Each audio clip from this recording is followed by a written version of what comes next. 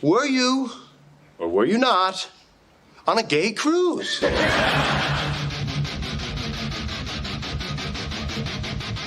No, you're 120% dick pic. Everybody that age, they're sperminator. Yeah. Because we don't care about anything else. We're a walking hard on looking for a hole. That's.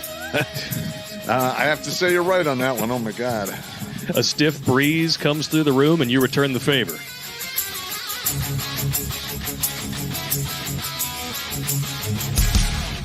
Gonorrhea. No.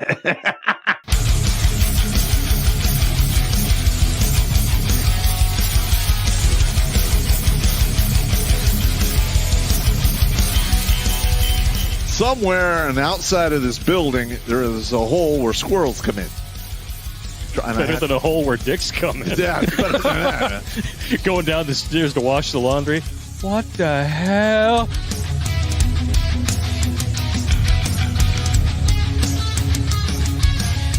Shh.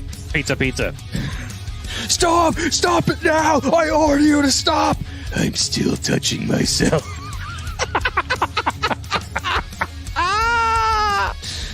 Yeah!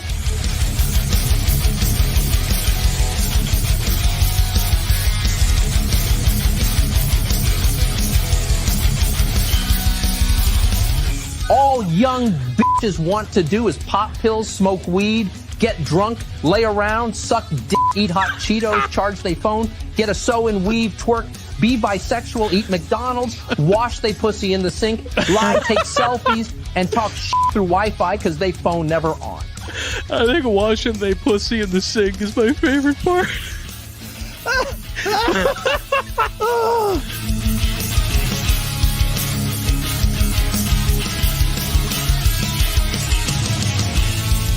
The Vietnamese trade in dongs. Figuratively and literally, I'm sure. Oh, my God, that's hilarious. I did decide to look it up. 500,000 dongs is a good night for Popp's ex.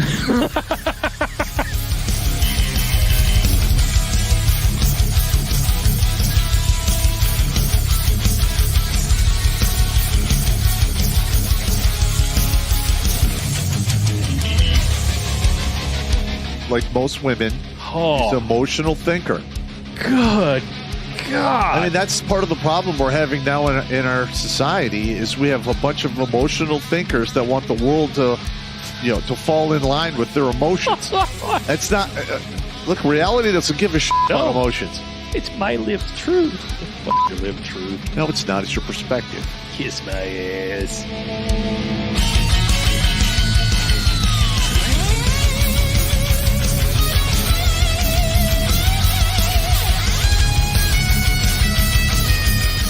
Literally like, hey, Sergeant Popp, you got to turn your bear suit. I'm like, over my dead body.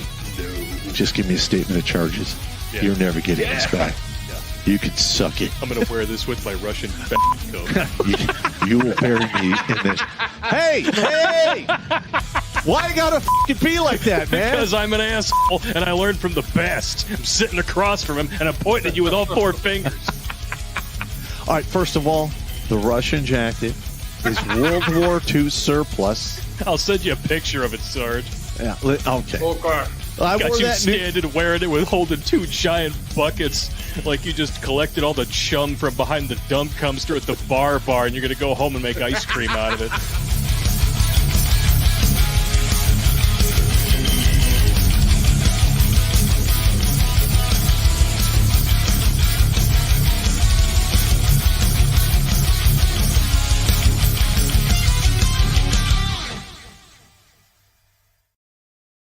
What's up, savages? Terrence Popp here with another episode that actually is Live from the Lair. And today we're going to be talking about a subject we've touched on a few times in the past.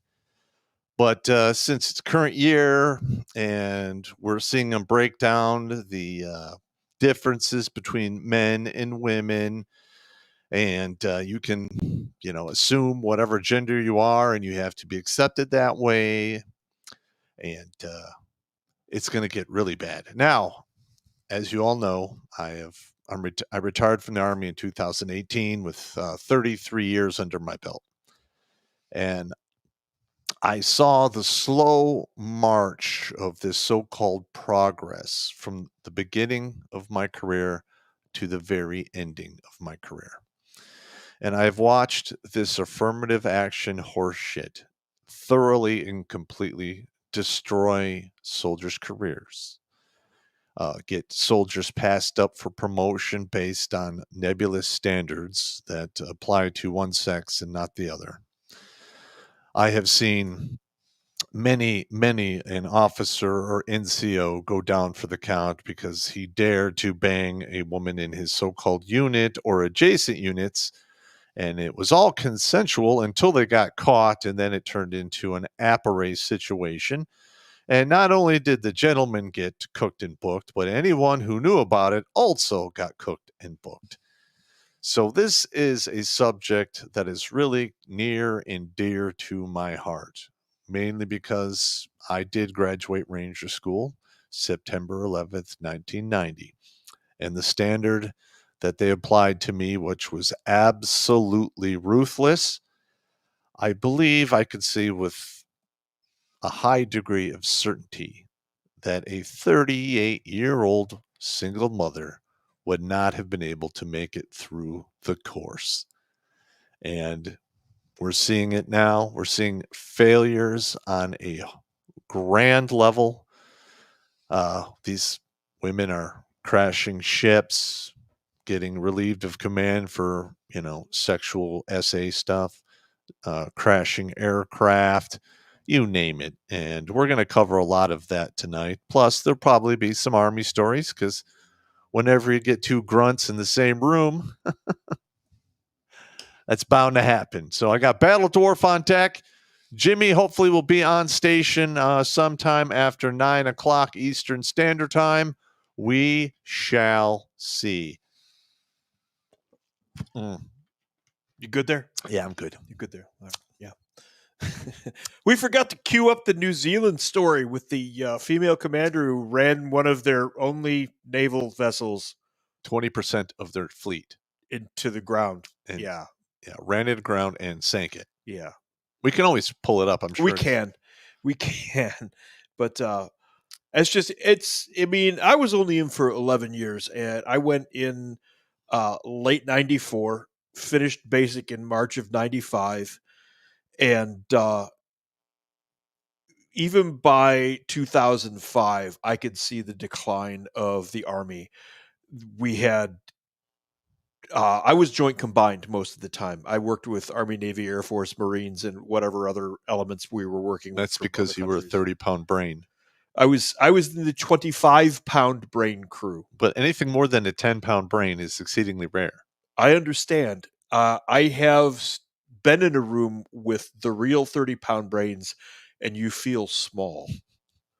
You feel really, yes. really. So we were at a briefing 2000, getting ready to do some because the Chinese were getting frisky with their subs again, and we had this guy named Boy Wonder, who just started reciting radar telemetry data from Chinese spoon rest radar systems from a 1990 mission off the top of his head. And radar telemetry data is like trigonometry. Yes. And the coefficient of the tangent of the ass vector of the, and we're all like, we don't like him. He's too smart. Dude, the guy was crazy. But he's really, really good at what he did. Typically, most of the people I've ever known that had ultra high IQs are fucking out of the mind. Yeah. Boy Wonder was pretty crazy. We had another guy named Neil who was the best encrypted traffic analyst we had, who ran entirely on yellow legal notepads, a handful of sharpened pencils, a pack of Marlboro Reds, and a cup of coffee. Yeah, I can do the coffee, but I don't smoke. Yeah. Never have, never. And that's with and the slide rule. He used the slide rule. Oh, wow. To break encrypted traffic. That's old school. He was really old school. Wow. He was really old school. He was also highly superstitious. The analysts are. Oh, I'm very superstitious myself. We got a new female specialist admin who came by our operational deck, what we call the floor, and she was tidying things up and being helpful. And she washed his coffee cup. Oh no! And he put her at parade rest in the hallway and chewed her ass for the better part of, I think, about an hour and a half. Wow, that's a little overkill. Well, we just knew better than to bother. We just leave it alone. He's just gonna. All he'll do is go find her again. If we stop it now, he'll just go find it. Just let it burn itself out. And that little female admin, she learned her lesson because we could teach lessons then, which presents us with where we are today. Yes, it's a bad situation, mainly because of this simple fact: men and women are different. Yes, but we have a woke mind virus that has basically tried to instill into the youth of this country that they are the same. And the differences are a social construct, which is absolutely ridiculous. There's also the factor in the military that only exists to a very lesser degree in the civilian world, where, and I had a barracks of 118 guys. If you've got 118 guys between the ages of 18 and 24, they're going to get into trouble, and they're going to try to screw everything in sight. It's just what they do. Yep. So when you take these hyper fit, extremely testosterone-laden, hormonally driven young males of incredible physical ability, and you take a female and you go, boop, it's going to go down. And listen, that's how you get all of these essay reports and what have you. Yeah. Because let's be honest, in my 33 years, I think I've heard of one actual beatdown apparat. The rest was always a tit for tat, or it was consensual. And then when people got caught, everyone got burned. We had a queen for a year burn one of our guys because he turned her down. She went to the battalion commander and reported that he sexually assaulted her. They company grade Article 15'd him right away. Wow. And then they moved him to a different unit, and then her story collapsed during the Article 32 hearing, because they were going to court-martial him for rape. Okay, hang on. If you gave him a company grade Article, I did 15? Not. He was in my unit. There's an argument for double jeopardy there, because I had a platoon sergeant do that to one of our guys when I was in 9th ID. Hurried up, gave him a company grade, and then when it went up the chain and the battalion commander's like, we're going to lynch him, he goes, he's already been punished. They gave it to him for something about place of duty. But what they wanted to do was pin him and flag him. Okay. So that he couldn't escape. Where he was going to escape to, I do not know. But when the Article 32 hearing started, the Queen for the Year's story folded, and it came to light that he had in fact said, no, I think you're a disgusting hag. Please go away. And then she accused him of rape. And she was a PFC. He was an E5. He was a sergeant. They took the stripe off of him in the company. But yeah. Okay. But then gave him his stripe back after everything came back, but he was done after that. He said, fuck you, I'm out. Next re-enlistment, he's like, you guys don't have my back, I'm gone. I don't blame him. Yeah. And I've seen that similar stuff. I mean, not court-martial stuff, but I've seen guys. He never made it to the court-martial. The Article 32 hearing fell apart. Well, I'm just saying, though. I've probably a couple dozen guys who got Article 15s for nebulous bullshit, and then they just got out of the service. Yeah. And I don't blame them. Yeah. Absolutely. I don't blame them at all. Yep. And all of the commands I ever worked in, that was the most screwed up in that way was use of KPOC. Civil Affairs Command. Oh my! Explain use of KPOC for the people out there who don't know what use of KPOC is. Use of KPOC is United States Army Civil Affairs Command. Yes. And basically, a job of a civil affairs NCO is to be a city planner for a city that wants to see you dead, because you're literally doing a city planner's job for a city in another country where they hate your guts and they want you to die. Mm. And for a few years, it was one of the most casualty producing MOSs in the United States Army because you moved around in predictable ways. You really weren't heavily armed. You did have a contingency with you at times. You could carry large sums of money, medical supplies, Gold. yeah, stuff like that. I mean, yeah. And listen, do I think they were carrying gold around at some points? Yes, I think they were. They never told us because they didn't want us to know. But I saw a couple of them, basically a bandolier of like 10 gold coins. Yep. That they would very carefully give only to people that they thought that you can't really trust anybody. No, you can't. When you're in a situation like that, but they would give them to people that they thought they could trust, that could push levers of power for them. Those were not given at a low level. You would never see a gold coin out on the street. No. It would be in a back room of a lengthy meeting after dinner and blah, blah, blah. But that level of stuff, my guys never really dealt with that kind of stuff, with the actual. Oh, I only gold. saw it. I never dealt with that sort of thing. Did they escort money around and stuff and carry money for stuff? Yes. Yep. Yes, that did happen. Usually it was you took the American money, converted it into their crazy wacko money, and then you'd use their own local currency instead of in American. Pineland, where you're paying for everything with Dons. Yes. Yeah. At any rate, I worked civil affairs at the Army level, and the office that I was in, I was the operations NCO. So I got to bring in all of the exercises and RSO&Is and moving people around and sending them to missions and sending them to exercises and stuff.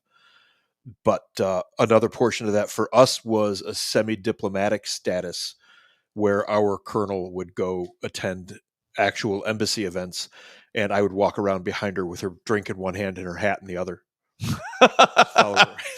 My job was to pay attention to everything and carry her hat. All right. And bring her fresh drinks from time to time.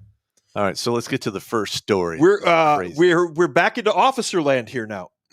And now, first of all, you know how I feel about officers. I've said this many times. I have served along many, many officers, and I would say a majority of them are mediocre, with a large section of them being incompetent. I've met 4 good officers. Yeah. I served under 4 good officers in my time. I was shocked at how I saw the incompetent guys get promoted up the chain. Yep. Same thing with the female officers too. Yeah. Because they were fucking up by the numbers. Now, don't get me wrong. I had a couple really good ones. Yeah. They're okay. But the other ones, they fucked up by the numbers, and everyone was so afraid to do anything to them. Plus, it was use of KPOC. They got promoted up to the next level. Mm-hmm. Really? Yeah. There was one in the intelligence field who was actually a second lieutenant during Gothic Serpent in the talk. She was she wasn't operational. She was an analyst. Okay. There with the officer staff at the port, I think it was. I don't remember where their headquarters element thing was. Anyway, she was there, and she ended up being an officer, a lieutenant colonel in our unit for a little bit. And she was just clipboard Sally. Nah. Here's your clipboard, ma'am. But I need to know, ma'am, here. Just walk around with this. Yes, you look ma'am, important. Here. Yeah. Here's a pen. Maybe you can find something to write down. Right. To stay out of the way. Yeah. Do me a favor and inventory all of those guys over there and that stuff. But I need to know, ma'am. Just go.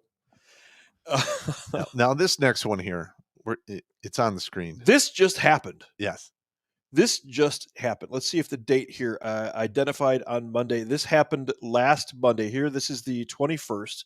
Navy IDs 2 aviators who died in the EA-18G Growler crash last week. Now, a Growler is basically it's a fighter that's used mainly for electronic warfare and to target radar stations for anti-aircraft missiles. Yeah, it's a refitted Hornet. It's an F-18 Hornet refitted with jamming gear and deep radar. Yes, so it was incredibly expensive. Yes. And now it's a black stain on the side of a mountain in Washington It looks State? like it actually hit a field.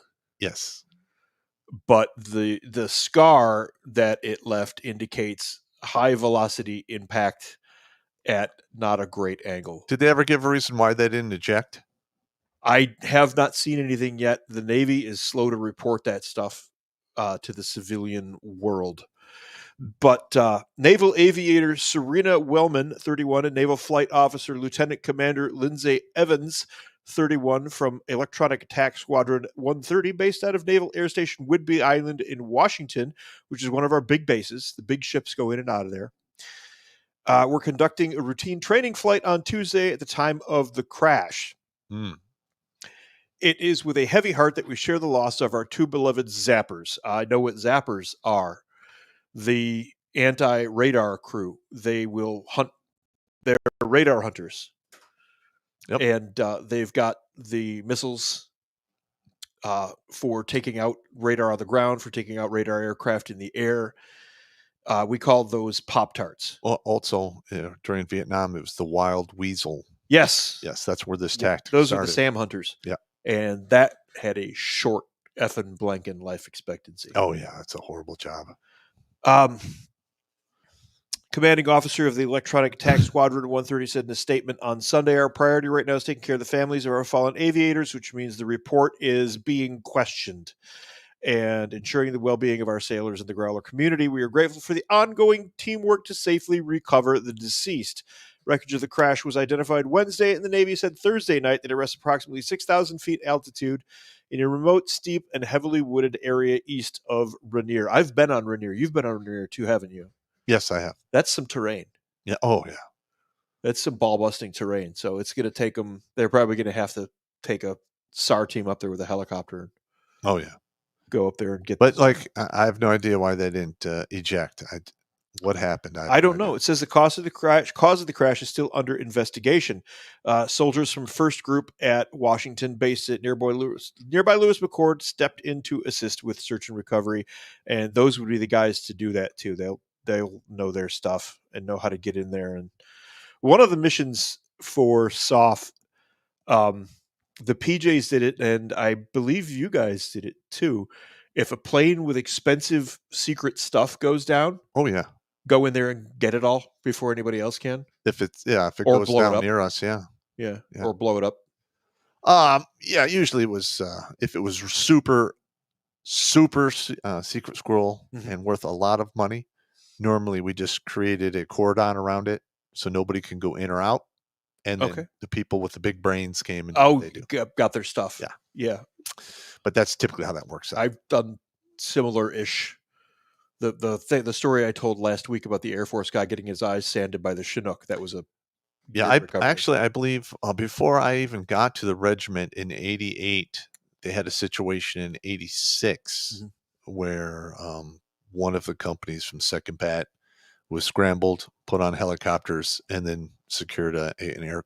I think it was a Air Force jet that went down in Yakima. It could be wrong. I wouldn't have been paying attention to anything. No, I wasn't there at the time. It's just scuttlebutt that I heard when I was there. Oh, okay. Because it was one of our missions on call. I know that's one of the missions. If you're on QRF, the guys with the expensive toys. Yeah. Can you send a couple of group guys over to this grid square, because we've got a shitstorm? No, these are airborne rangers, so you get two CH-47s, and they land, and then shit happens. Do their little cordon. Yeah. That's impressive. I like the fact that you guys didn't seem to talk during actual operations. Everybody just sort of knew what they were doing, and like one or two people would talk, and somebody would report on the radio, but the rest of the time you guys just follow along. Yeah. Because you pretty much do the same thing. Yeah. But I want to know the details. I want to know the details too, but they haven't given them in here. Evans coordinated and executed multiple combat strikes against Houthi-controlled areas in Yemen and implemented new warfare tactics as the squadron's training officer to deter Houthi aggression. The Houthi weren't using very big radars, so I wonder what they were doing. I'd love to see that. Now, we read the article about the actual plane before the show went on. These things can work as a unit and do what we call DF, direction finding, to acquire targets. It was really effective. In the analog days when I was working it, if you broadcast, we could get you in 6 seconds. Yep. Down to a 10-meter grid. I don't know, man. We could get an 8-digit grid on you with that. I don't know what they can do now. Here's the It's problem. it's with probably these way planes, more though, accurate. They don't have enough operational planes. They were supposed to have 85 flying. They don't. So Well, you want to know why? they can't use one of their biggest. I have no idea why. They don't have enough pilots. Well, The they're Navy- short too now, aren't The they? Navy That's and me. the I'm sorry. Army Too soon? and the Air Force are critically low on pilots. Yes, they are. And they've basically driven them out of the service with that whole vax mandate horse shit. Mm-hmm. And a lot of these guys are like, you know what? Pound sand, I'm out. Yeah, okay, I'm a major. Yeah. Whatever. I'm going to go work in the civilian sector, make $250,000 a year. Now, here's the big tell in this article here that something went wrong pilot-wise, because the article, and this is the Navy Times, so this is the propaganda arm of the United States Navy. It just is what it is. The article is over and over and over again. Women, women, women. They're great. They're great. They're great. They're great. Women, the women. They're great. They're great. Mm-hmm. And it's so something went wrong. Yeah. And they were unable to recover. And the fact that they weren't able to get clear of the F-18, it's a carrier plane. You're damn right it's got ejection capability. They all do. Yeah. You're not getting in a modern airframe without an ejection seat. That's just the way it goes. Unless it's like a refueler or something like that. Well, Not happening. here's another thing. I don't know what they were doing up there. We don't know what they were doing while they were in the air. It says it's a routine training flight. Probably was. But this aircraft has a jamming system, which is meant to shut down any enemy radar until they can get close enough to drop a freaking Shrike or something on it. Yeah. Put a missile up its ass. Put a missile up its ass. And I happen to know, and there's Master Sergeant Jack Dona out there was an EW equipment expert that I met recently and been talking to. And we both recall the quick fix birds, the helicopters that we use, their jamming equipment would mess with the plane's radar. Okay. That's bad. Yeah. Because a lot of these planes, especially at high speeds, are flown by radar now. That's bad. Right. Yeah. So if you blind them, things happen. So I'm wondering if it wasn't related to that somehow, because I could see that being hairy at 280 miles an hour. Yeah, because if you look at our thumbnail, there's a stain on a field, which is actually what's left of this crash site. Yes. Yes. And it struck this strange gay soldier in the ear, apparently. Yes. I don't know, man. And can we have somebody in the chat look up and see how much one of these things cost, so we know what? Oh, I'm going with 4 to 600 million. I don't know. I'm imagining it's going to be.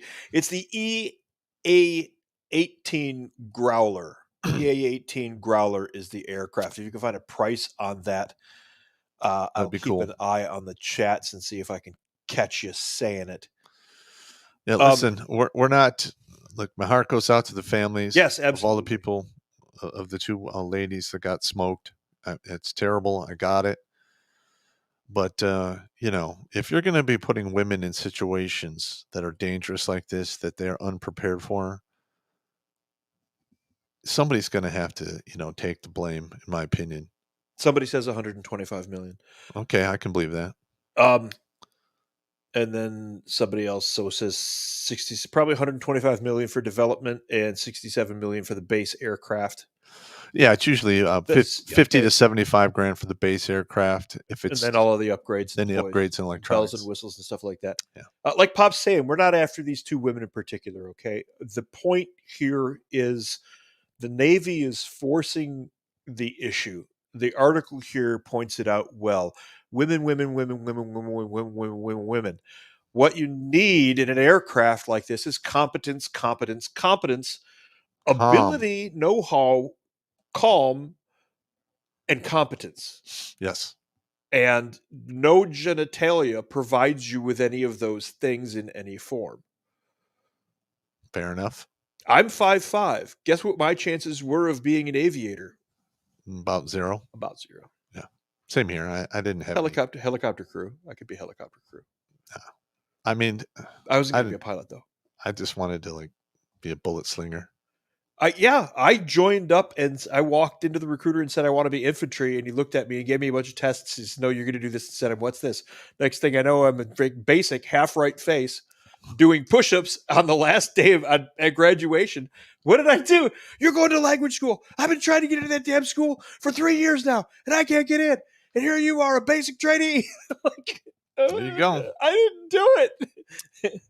You test out. I tested out. Again, the point here is competence. I don't care what genitalia you have. Can you do the damn job? Correct. And in the case of these aircraft, the stresses up there, the pressures, and I know I've talked to the fighter pilots, those stresses you black out. Yeah. They're taught special breathing exercises to make sure all of the blood doesn't flood into their legs and black them out. You black out north of 9 Gs, and then if you hit 20 Gs, you will basically perforate your aorta and die in 45 seconds. I don't know. I don't know anything about that. I Obviously, it's one of you've those looked sick it up. things I know. Yeah, Just we talked to some of the fighter pilots, and they're like, "Yeah, you get into a tight turn, and it just like feels like you're being crushed and shit." You require a certain physiology to handle that kind of stress. I would have to say so.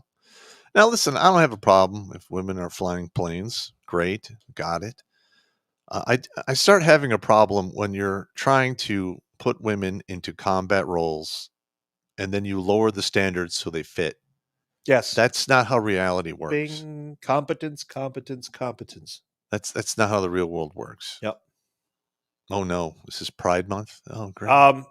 Well, we've broached the subject now about putting people in positions they don't belong in. Yes, So we're going to put people in other positions that they shouldn't be in there. they shouldn't be in, Yep. like power bottoms. Oh God. And a recently deleted video from 2020. The Army's ROTC actually deleted the video, thinking that the internet isn't forever Yes. because they're not smart. So here we go. This ought to be fun. Oh, goody. Oh my God. June is LGBT Pride Month, recognizing lesbian, gay, bisexual, and transgender Americans. We observe rank is this guy? LGBT Pride Month to mark the progress we've made He's a in embracing a two-star. society of What equality. a fucking moron. But we must stay vigilant and continue to call upon Probably a our fellow pulse citizens to eliminate prejudice and embrace the celebration At a of cab, diversity within our nation. air assault, The jump Army master relies on the wings. diverse backgrounds, perspectives, And, and is that a expertise crew Combat of action all badge. members of our Yeah. He's got a civil combat force. action It's a badge. cab. It is Yeah. only with this variety that we are able to address the complex challenges got the of wreath the on it. world. He's got the As we continue to smoking advance piss the pot cause on the of side. equality We for can't our fight force, without these. our Army Yeah. grows stronger. No, you We don't. You sustain that dumbass. strength by promoting and enforcing an open, diverse, and inclusive culture. Promoting One and where we enforcing. acquire, Here's the key develop, word. Open, employ, diverse. and retain the best talent. Our diversity is our strength. Yeah. And Get together, the we fuck are Army out of strong. here. I People hope this guy's first. retired. Winning matters. Leadership excellence. Fuck you. That's really what the JROTC put out there, and it just baffles me. But what does this add to the mission? What does Nothing. This add to the mission? It does nothing. First of all, trans people are non-deployable. So you're bringing them Yes. into the service, and they are not a net positive to the They have service. too many medical needs right off the bat. Yeah. If they've had anything done to them physically, Well, even the medication they're on makes Yes, them exactly. non-deployable. So they don't bring anything to the table. They're nothing but a net negative, a drain on the entire system, and dare I say, parasites. Yeah. Okay. Listen, a lot of people are going to be upset at me for this. I don't care. I love my country, and I did everything in my power to leave the United States Army better than I left it. And a bunch of nugs got in charge and ran it into the fucking ground. Because guess what? Last year, they missed the recruiting goals by 25%. They are tracking to do the same this year. I if not suspect worse. it was higher than that. You're just looking at the public number. You're probably correct. And that doesn't even count all of the individuals who dropped their retirement paperwork after the whole COOF bullshit. yes. And we lost a whole crop of individuals with all kinds of experience that All are the now competent NCOs are gone now. yeah, they're all at Fort Living Room. Yep. So They're all out. The Army has lost a level of knowledge that I don't know how it is going to rebuild short of hosing the whole thing out and starting all over again. Well, that's probably what you're going to have to do. Popp and I both in our respective / different MOSs, I'm sure he's got a stack of stories, but I had NCOs that I know when I first joined the Army, I went through about 2 weeks, and I think a lot of people do, where I was like, why the hell did I do this? Why did I do this? And I had a couple of NCOs that recognized that and walked me through it. They're like, okay, here's what you're going to do. Here's what training you're going to get right now. This is what you're going to come out capable of. Uh-huh. Now, do you still want to quit? And I was like, well, I get to what? They're like, yeah, you get to do that. Okay. No, I want to do that. Yeah. You know, they knew the gift of a good NCO is the ability to look at a soldier, recognize the problem, and figure out a solution, and then explain it in a way that the soldier gives a fuck. Well, look, just imagine this. All right, you've been in the service 8 years. You're an E6 going up for E7, right? You've maxed the points, the PT, you've all the bells and whistles, your NCOARs are stellar. Yep. And we get a new administration, and your promotion slot gets given to a trans individual who's non-deployable. And not competent. Yeah. So and unable to pass the PT test. Correct. So that guy who's a hard charger, 8 years under his belt, do you think he's going to reenlist? Probably not. He's probably going to go, you know what? I think I'm going to punch out before I go over 10. Yep. And they just go on to do other things. Yeah. Absolutely. They'll go into, hey, this one's horrifying. Oh my God. This would hang on. I haven't switched the frame over yet, but I'm going to need you to brace yourself because this is bad. On top of the pride from the JROTC kiddies, this is on the deck of a ship. And if I am not mistaken, the tall fella, second from the left, I think he's wearing a Budweiser. I don't know. I hope not. I hope that's... Listen, we are the laughing stock of the world. Straight up. I didn't play the video. I have to... you're going to have to suffer through Oh, God! Okay. All right. All right. Yeah. I am ashamed. Yeah. At how far our military has fallen. See, this is why we need the button-pushing monkey. Yeah. He knows how to do all this. He does that very well. But, I mean, that's where we are now. And guess what? If we go into World War III and we go up against a near-peer military, we're going to get our clocks cleaned. That's just the way it's going to be. I'm waiting for the Houthis who have proven themselves to be capable. They're basically the Sand People from the very first Star Wars. Yes. Yeah. They're not incompetent. They're primitive, but they're not incompetent. Well, let's just be honest here. In Afghanistan, we were outmaneuvered with people wearing man dresses and flip-flops. Yes, because they've been doing that for 3,000 years. Alexander the Great said, "Do not 369 BC, just don't go to Afghanistan. Don't go there." Everybody went after he said that. And they got spanked. All of them, including us. Yeah. Beaten by primitive tribesmen in man dresses and flip-flops. And the only way... Mostly hopped up on speed. Yeah, the only way you'll be able to win out there is you're just going to have to eradicate everyone. Yes, is to fight a war of attrition. It's not even that. You just eradicate them. The Houthis have demonstrated the ability to hit U.S. Navy ships. Yes. They've been able to hit ships with the primitive missiles that they've got. I'm waiting for a U.S. Navy ship to be crippled in a way that it is not usable at all by a bunch of sand people. Well, I hope not, but we'll see. These blaster marks are too precise. You're meant to think it's the sand people, but this is the work of Imperial stormtroopers. Actually, it's just the Houthis. Well, you know, if the Navy's going to have a bunch of people working for them that do this kind of shit on camera, yes, fuck them. Yeah, absolutely. And the Army, not to be outdone, Get back here, young man. Here we go.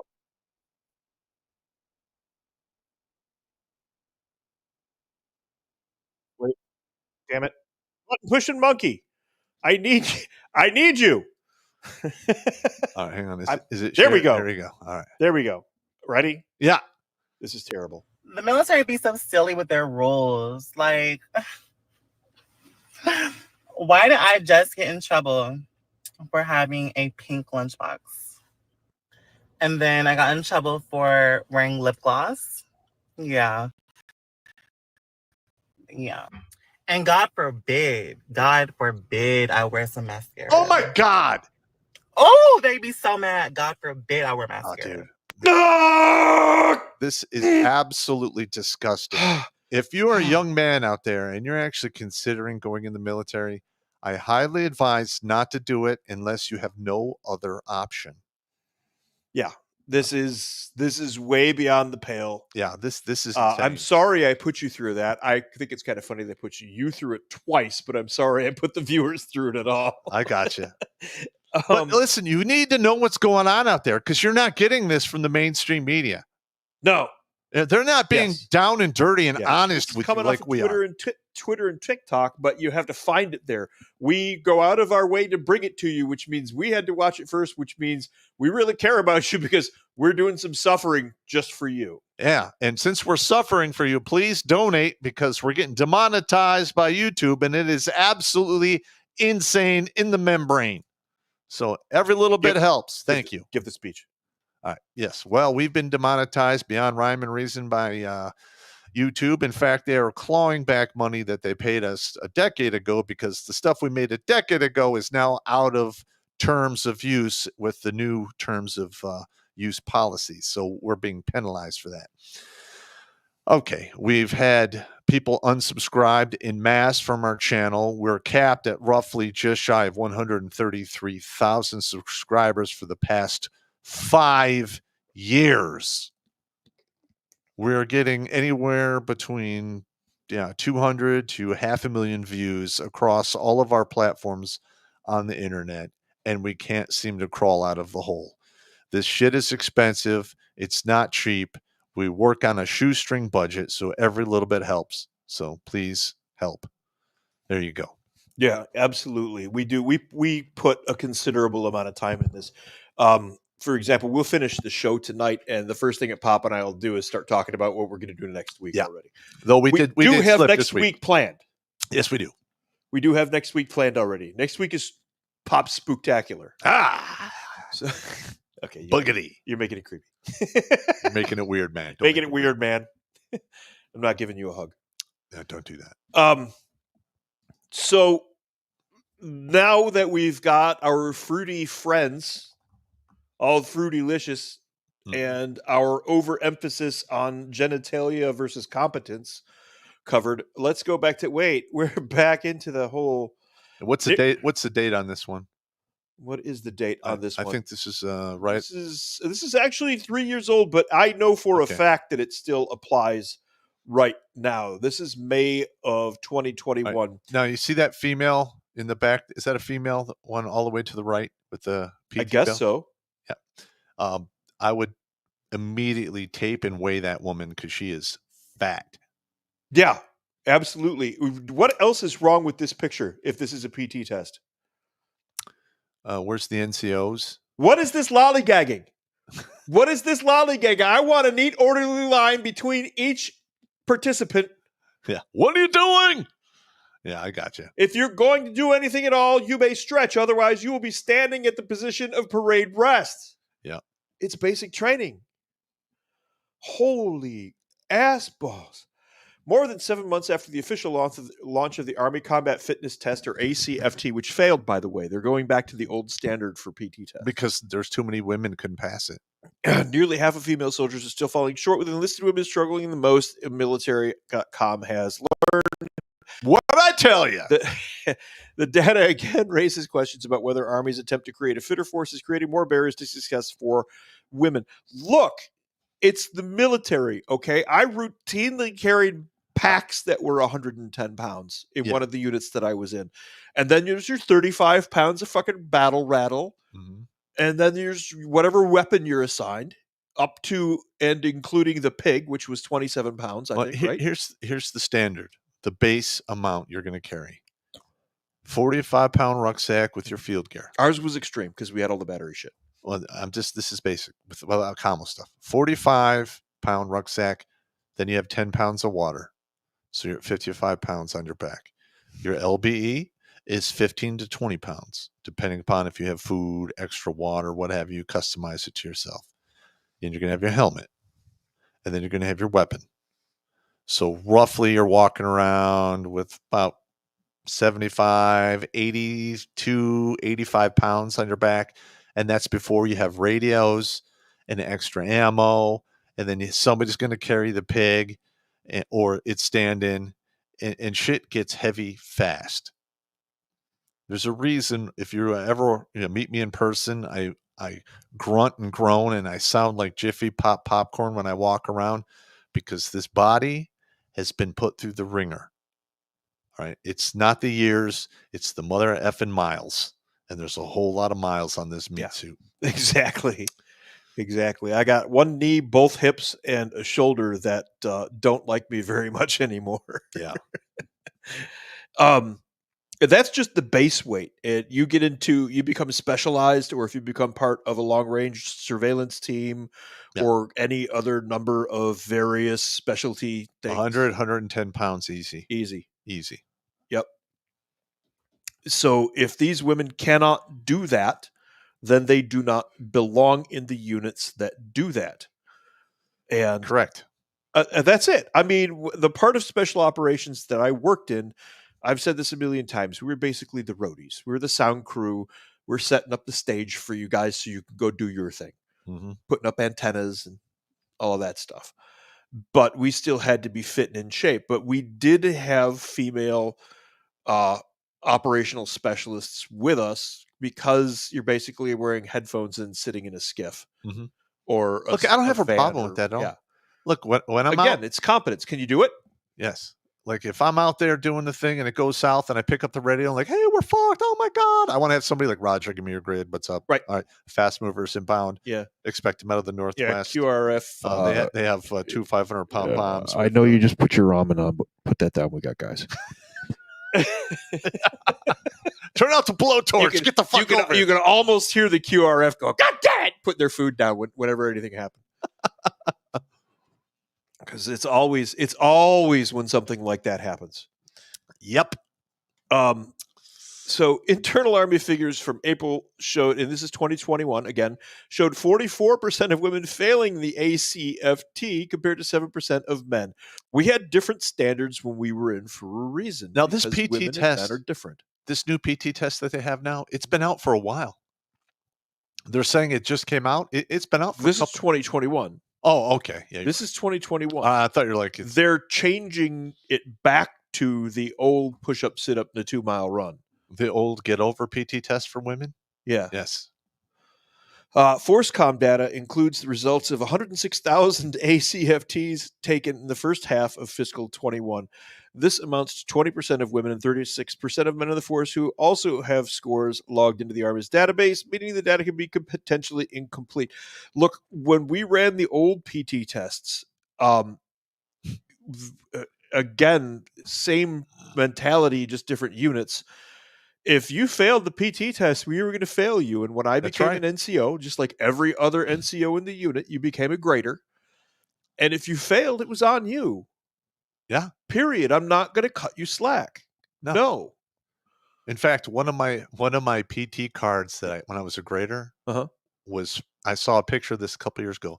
It's framed, hanging on the wall at the 403rd in New York State. Really? Yeah, because in the comments, I'm like, do it. I'm like the comments. I'm like, unfuck yourself. You have Tourette's of the elbow. Stop eating. It's framed at the unit. They framed it. I hope they. Oh my God, that's fucking beautiful. Yeah, and I've had sergeant majors like, you can't leave those comments in the box, and I'm like, yes, I can. Sergeant major, it says comments. Yeah, but you can't leave those. It doesn't say specific. It just says comments. Yes. And occasionally you would get the officer who would tell you, "You can't fail me. I'm an officer." Oh yeah, no. Which I had one of those when I was ops NCO at Civil Affairs. I had a lieutenant come from, I think, Kunia in Hawaii. Shows up. He's an MP. He's supposed to be control for a big exercise called a NEO, where you get all the non-combatants out of the area, and fails his PT test. It goes straight to the colonel, says, "Your sergeant failed me on my PT test." And she says, "What?" Calls me into the office, says, "Sergeant, what happened?" His lieutenant failed the push-ups in the run. And she looks at the lieutenant, she goes, "My sergeant owns you for the remainder of your stay during this exercise. Sergeant, hurt this man." Yes, ma'am. You're fucked. He passed his PT test. Yeah. Now, don't get me wrong. I mean, there was quite a few times when I was working in New York State, I had guys that were like right on the edge, and they've already failed it once, and if they failed it again, they're going to get really toasted up. You're within a gnat's ass hair and it's like that, I'm not going to fuck. No, I would run it. I would run it with them. Yeah. I'd right behind them, slapping the back of the neck. Yep. Run! I've done that a couple of times. I've done that a couple of times. I'm not going to cut you no slack, but I'll suffer with you. We had a female from the headquarters company. I actually ended up feeling sorry for her. I was there as a grader that day. A bunch of us were there as graders. And she genuinely was trying. And you could see it in her face. She was actually trying, but she was just, you could tell it was. She's not feeling it. And I'm like, handed my clipboard to my buddy. I'm like, "I'll be right back." I'm out there in fucking boots and utes running alongside of her. "You can do this." Or come on. cadence. Well, come on. A little further. Hey. No, we weren't allowed to interfere. No. I could encourage, but I used to call cadence for him. Oh, did you? Because I ran it at about a, back in the day, 15, 16-minute mile. And most of the guys were close to my age, within 5 to 7. All she needed was a 17. Yeah. I could walk a 17. I just got out there alongside. "You got this. Come on. Just keep up with me." Yeah. You do that for the people you see in their face. You could tell that they're really trying. Yeah. Yeah. You could. She was starting to cry because she knew she was going down the shitter. Yeah. And I got her through the PT test and worked with her after that. I came over a couple of days and worked with her and brought her up to speed. Yeah. The late Van Belsen, he's passed away now, but yeah. This guy was a PT stud. He showed he was an Eagle Scout, ran cross country, wrestled. I mean, we had a whole bunch of those guys. He ran the 2 miles in roughly 10 minutes and like 37 seconds. Milton. He was just fast. Mm-hmm. So one day he comes out, he gets like a 62 on the push-ups, a 64 on the sit-ups, and he gets like a 71 on the run. And I don't say nothing in the beginning, but when the PT's over, I'm like, "All right, Van Belsen, take off your top." He goes, "What? You're doing the PT test again." You phoned that in. We're not having that. Yeah. Oh God. We had a guy named Milton. What do you mean, Sergeant? I go, "So if we're getting overrun, you're only going to shoot 6 out of 10 people? Is that what we're doing now?" He's like, "Oh yeah." All right, man. We had a guy named Milton that basically chain smoked Marlboro Reds. This was in the early 90s, and you could still smoke. Guy shows up for a PT test, literally with a Marlboro Red in his face. Goes out and runs like a 10:53. Wow. Comes in and lights another Marlboro Red and just walks away. And we're all like, "You fucker." Look, listen, I have seen mutant PT studs in my career that I just cannot explain. Yeah, absolutely. You're going to have those guys that are they just operate at a fucking different level. I've told the story about the guy on the land nav course who was he did those 100-mile endurance runs. Yeah, he went out and we were on a course. You had 4 points, and you had Standard 3 hours. 4 to 5 points. Yeah, 4 points, 3 hours. Mm-hmm. Go out there. He comes back in 45 minutes. The instructors are like, "No." We're all like, "Leave it alone." "You're doing it again. I'm sending this guy out with you." Guy comes back with vomit all over the front of his uniform. What happened? He ran the whole thing. We're like, we told you, leave Rich alone, man. Leave it alone. Just leave him alone. No, listen, I have seen some freaks of nature in my time in the service. Yeah. You just can't explain. Mm-mm. No. Yeah, they could just do incredible freaking. One of the SEALs we had with us on a task force was leg pressing 1,200 for reps. We're like, you're gonna blow a hip out, dude's like, I'm fine. Okay. Okay. All right. Don't make him angry. Let's get to the next one. We are getting to the next one. But yeah, I mean, this is just insane. So the biggest problem we have is all 4 of the services have Army equity and inclusion agencies. Diversity is the force. Now, what is that acronym? AI. It's a retard call. Diversity is the force. Equity is the goal. Inclusion is the way. No. Which is about the easiest thing you can say. Yeah. Mission: provide policy, supervision, and oversight of civil rights and equal employment opportunity, EEO compliance and complaints of discrimination, Army command policy, military equal opportunity, and inclusion. In other words, let's make it as we can. Well, first of all, all of that stuff is not building a cohesive, strong force. It's just not happening. Would you like to see why? Yes. Oh, you're going to show another video? Oh, here we go. Oh, PhD. That's all I have to say. I don't even have to read this individual's biography. All you have to do is look at the close set, freakish angle of the eyes, the cold as ice smile, and the general overall demeanor of this woman, and you can tell that she's got 4 or 5 cats, several flavors of box wine, and is very proud of the fact that she has no children, hit her first wall, and is pretending to ignore it, probably is trying to date. She's probably coming up on the second wall. And is rapidly coming at the second wall. But she's in the dead zone. Yes. Between the 2 walls. Yeah. Yeah. Now, listen, man. I'm just going to be honest. This is not an accident. No. This is done on purpose. Yes. They are intentionally weakening the force by basically eroding it from within. Now, what will really piss me off is if a couple of years from now, I'm just minding my own business, I get a letter in the fucking mail. Hey, Sergeant Popp, you're being reactivated. You're going to a training fucking unit. Yeah. So they're going to call on me or someone like me who's one of those guys that, sits in a glass box that says break in case of war.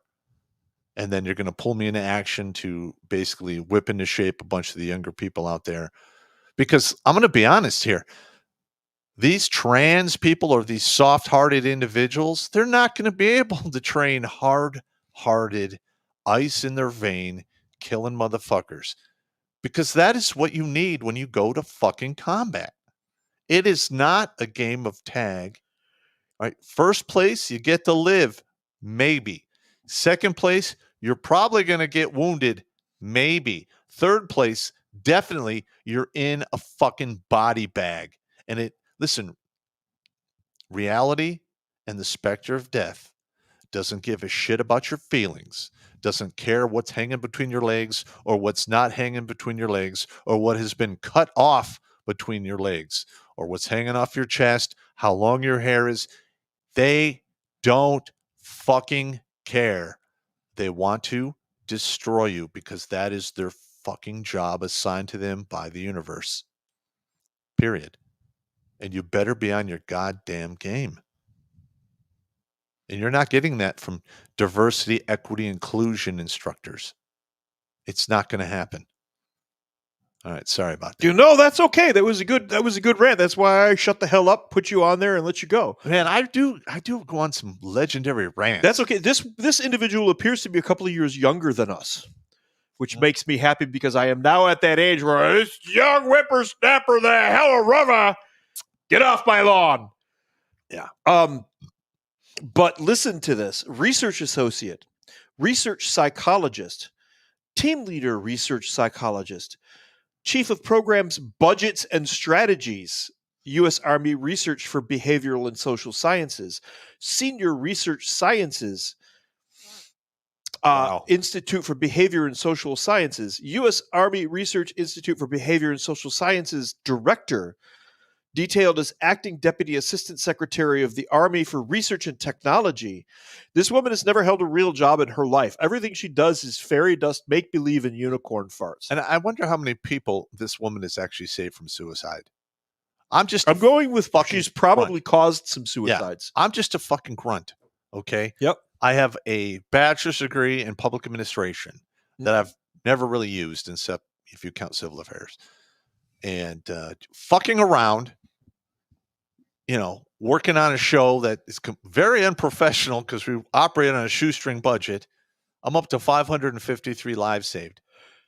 Okay, so I could pretty much guarantee you that this individual has probably caused a couple of suicides. Yeah.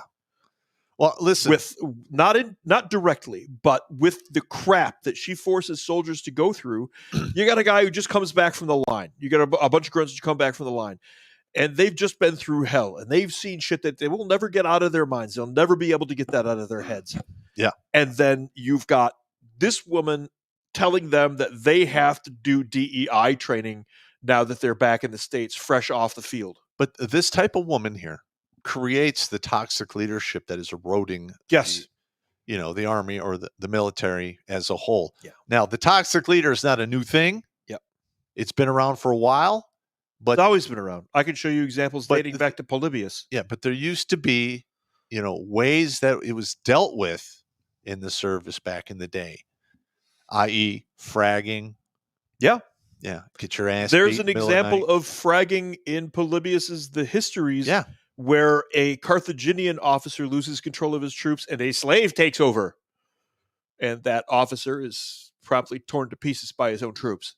Yeah. And then the slave becomes the commander and everything is fine and they go out and win a bunch of victories. Good. And this is actual history. This really happened. Well, typically when you are in a front unit and you're in war and you're in command, you have to be the baddest son of a bitch there is. And you have to lead from the front and by example. You can get by with just one of those. Yep. As you get older, one of them will work. But if you're a really good leader, you can do both. And I used to do both when I was younger. And my officers hated my guts for it. Of course they do, because they can't do half of the shit we can do. It. And I don't know. I mean, I was sent here from the great beyond with a decent amount of leadership ability. And you can't teach somebody that. I had the ability to manage the situation. Yeah. That was my thing. During the floods that I talked about, I had an incident where this captain, or no, he was a first lieutenant, came over, tried to put me on a work detail. I was up there as General Klein's eyes and ears. He's like, Sergeant, you blah, blah, blah, blah, blah, blah. And I reached into my pocket, pulled out a sat phone. Yeah, General. Yeah. You get this, Lieutenant. Yeah. Okay, hang on. Here, this is General Klein. And I went back to what I was doing. And the lieutenant comes back with the phone. He's like, hands me the phone back and tasks me 2 of his guys so that I can work more efficiently and get the information. I didn't even look at him. I was like, yeah, General, here you go. I just knew how to manage situations like that. Yeah. All right. So this is the Navy's version of this. The mission is to shape Navy policy, strategy, and program execution, strengthening the Navy's diverse, inclusive, and equitable culture. That Navy's gay as a $3 bill per 200 years. You utilize best practices, collaboration, and data-driven decisions, ensuring all sailors have the opportunity to succeed and contribute to mission success. What does that say? Not a damn thing. That's what that says right there. Yep. It says we're going to play Navy. It's just ridiculous. This focuses on DEI in 3 ways. Navy measures how individual communities compare to the Department of Labor comparable civilian equivalent. It's not comparable to the civilian equivalent. No. I mean, how do you have a civilian equivalent when you have a fucking aircraft carrier? Or a sub. Yeah, get the hell out of here. Hey, all the lights are out and you're taking in water in the engine compartment. Okay, now your genitals are going to help save your life. This civilian program is going to sink the fucking military. The military they're totally fucking different. It already is. I know a guy who works on the docks in Virginia. He says they can't get any crews to repair the ships anymore, like civilian crews. Yeah. There are ships that are just sitting there. There's been a ship in dock for 7 years. Wow. There you go. It's like a third of our Navy is inoperable or something to that effect. And they're running out of sailor. They're running out of people because people are not And you enlisting. can't get parts because they're in China, and nobody's joining up. And no, I'm talking about the civilian workforce. The what do they call them? Iron workers, I guess. I don't know. You know what I'm talking shipyard about? people. The shipyard people. Yeah.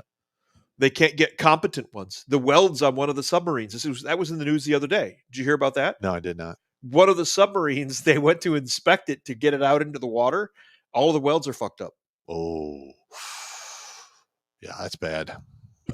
We're at 400. We're at 300. Why are we at 700? Crush. We're crushing. Crushing. I think 600 feet is crush depth. I don't know.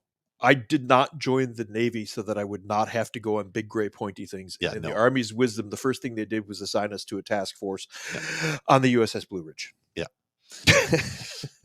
No, thank you. Yeah. At least it was a big ship that didn't go around anywhere or do anything. But listen, this diversity, equity, inclusion, this die horse shit, it's being ripped apart in the civilian sector now by a whole tsunami of lawsuits. Yeah. And you're seeing a bunch of colleges backpedal. You're seeing budgets get zeroed out for this stuff because it's communism.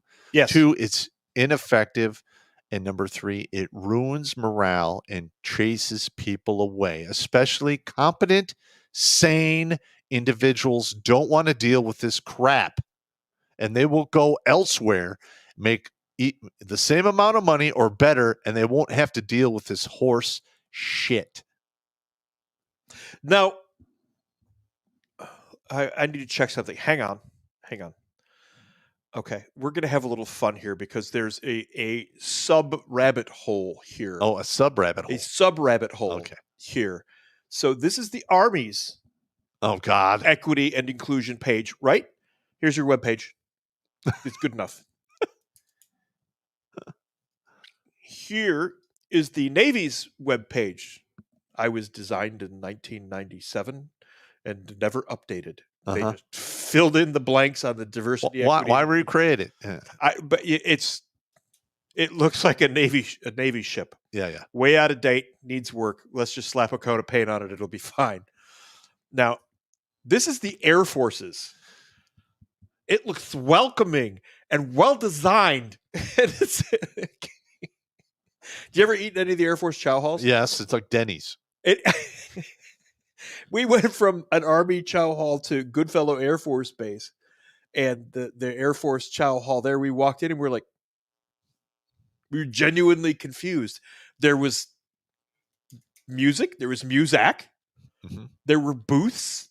Yeah, it was clean and nicely lit. The food was good. The food looked good. We were it was shocking. We were genuinely confused by the Air Force chow hall. When I got promoted to E5 and I had my own car in the regiment, I would drive over to McCord and eat at their chow hall. I would take 2 or 3 guys with me. Yeah. And come back instead of eat the Army. And I didn't do it all the time, but once in a while it was a good. We were talking about this today too, the Army chow line. Yeah. It just was what you ate the same thing for a month straight. You just get used to it. They would get a shipment of food, and that was your food for that month. So you ate the same thing: chicken patty, mystery meatloafish, brown soup or yellow soup. These are your choices. Sometimes the soup was red. Sometimes the soup was red. I would be questioning if the soup is blue. Hey, button pushing Mikey! Thank God. Oh, he made it. He made it. Yeah, cut out a little early for work tonight. So I only screwed up twice. Yeah, it's all good, man. So Department of the Air Force Diversity and Inclusion. And they just have a bunch of highlights. It's very nice. Get involved. Air Force leaders, retirees, alumni, and friends interested in getting involved with the outreach and development efforts happening across the country can contact the Department of the Air Force at Diversity and Inclusion. I'm so tempted to start emailing. I'm so tempted to start emailing. Save that email and email them this video. Oh. Once it's on YouTube. Oh, that's, Yes, let's taunt them. We'll taunt them. Yeah. Look, Air Force, your chow was fucking outstanding, but you're a bunch of pussifists. You were always that way too. Yeah. Every one of you was a bunch of sissies. We had to freaking 100 mile an hour taped some guys to their cots because they cried at an exercise. Yeah. Because we got one of those triple layer air air tents with the air conditioning and everything, but it was on the end of a runway, and the Air Force guys were complaining because they were expected to be in a hotel for the exercise. Yeah, and they probably got like their crazy like hardship pay for that. Right. At like 3:00 in the morning, we had this Marine master guns in the tent with us, and this was just a comics, but we were at the end of an airstrip. 3:00 in the morning, red flashlight in the face. Hey, pokes us with 100-mile-an-hour tape. You know what to do.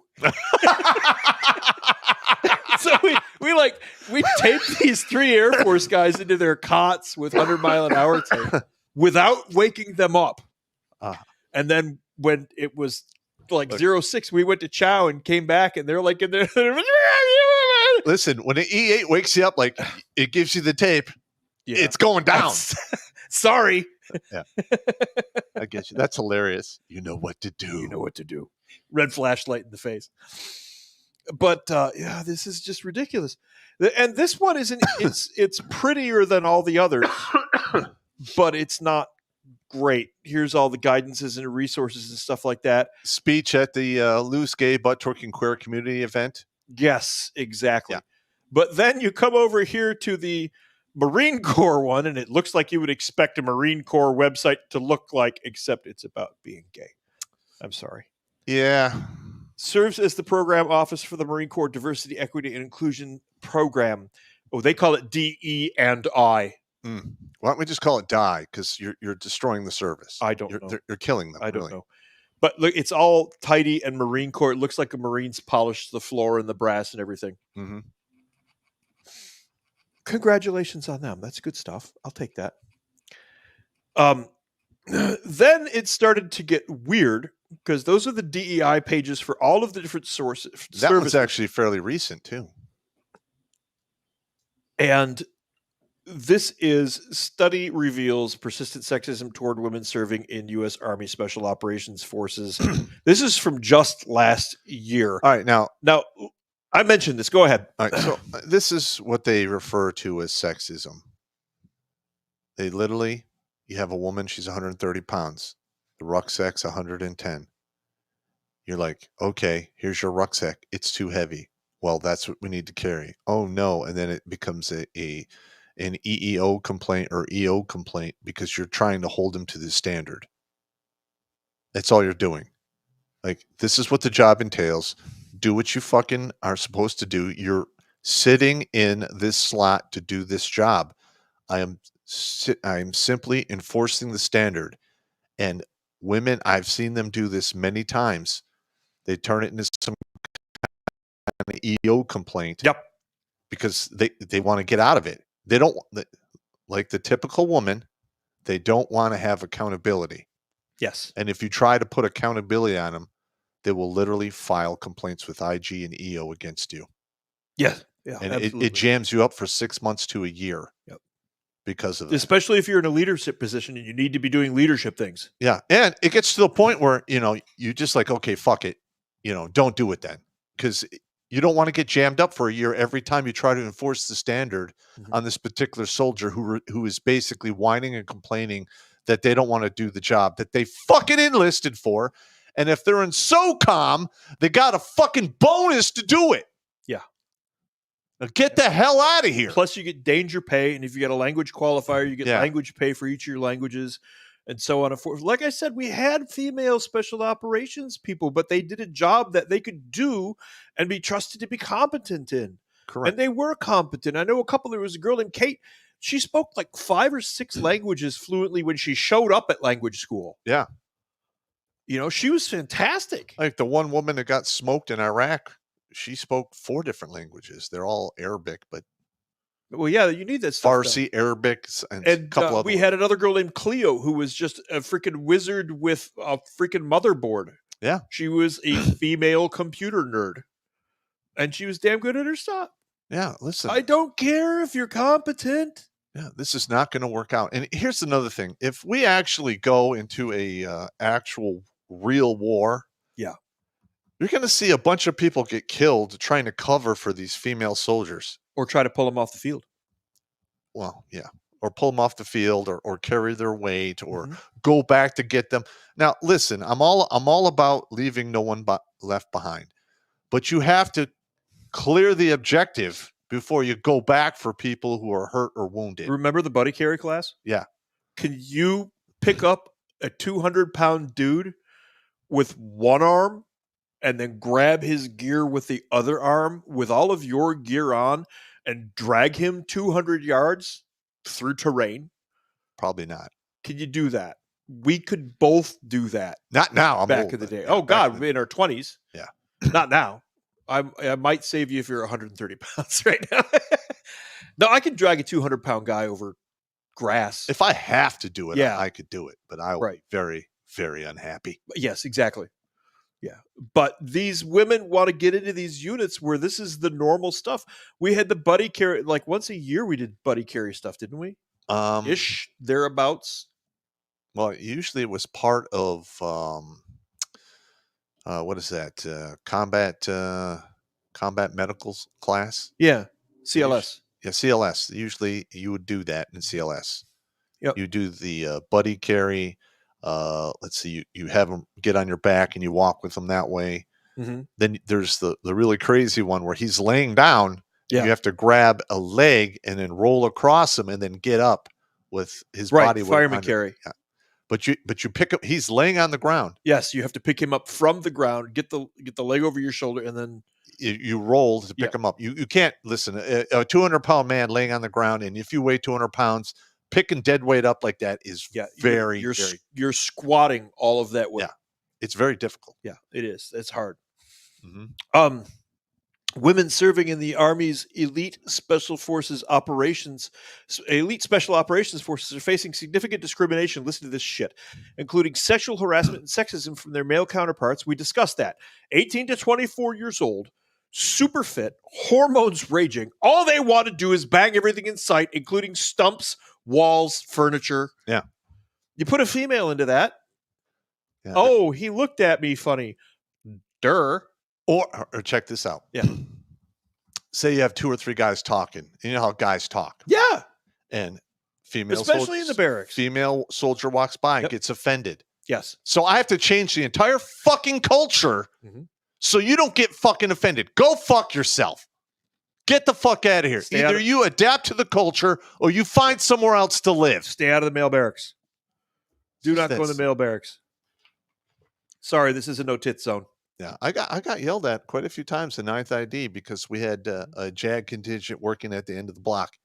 And on several occasions, we're out in front of our fucking unit. They walk by, they get all offended, start talking a bunch of mad trash. Oh, JAG's the worst. And I'm like, ma'am, this is our unit.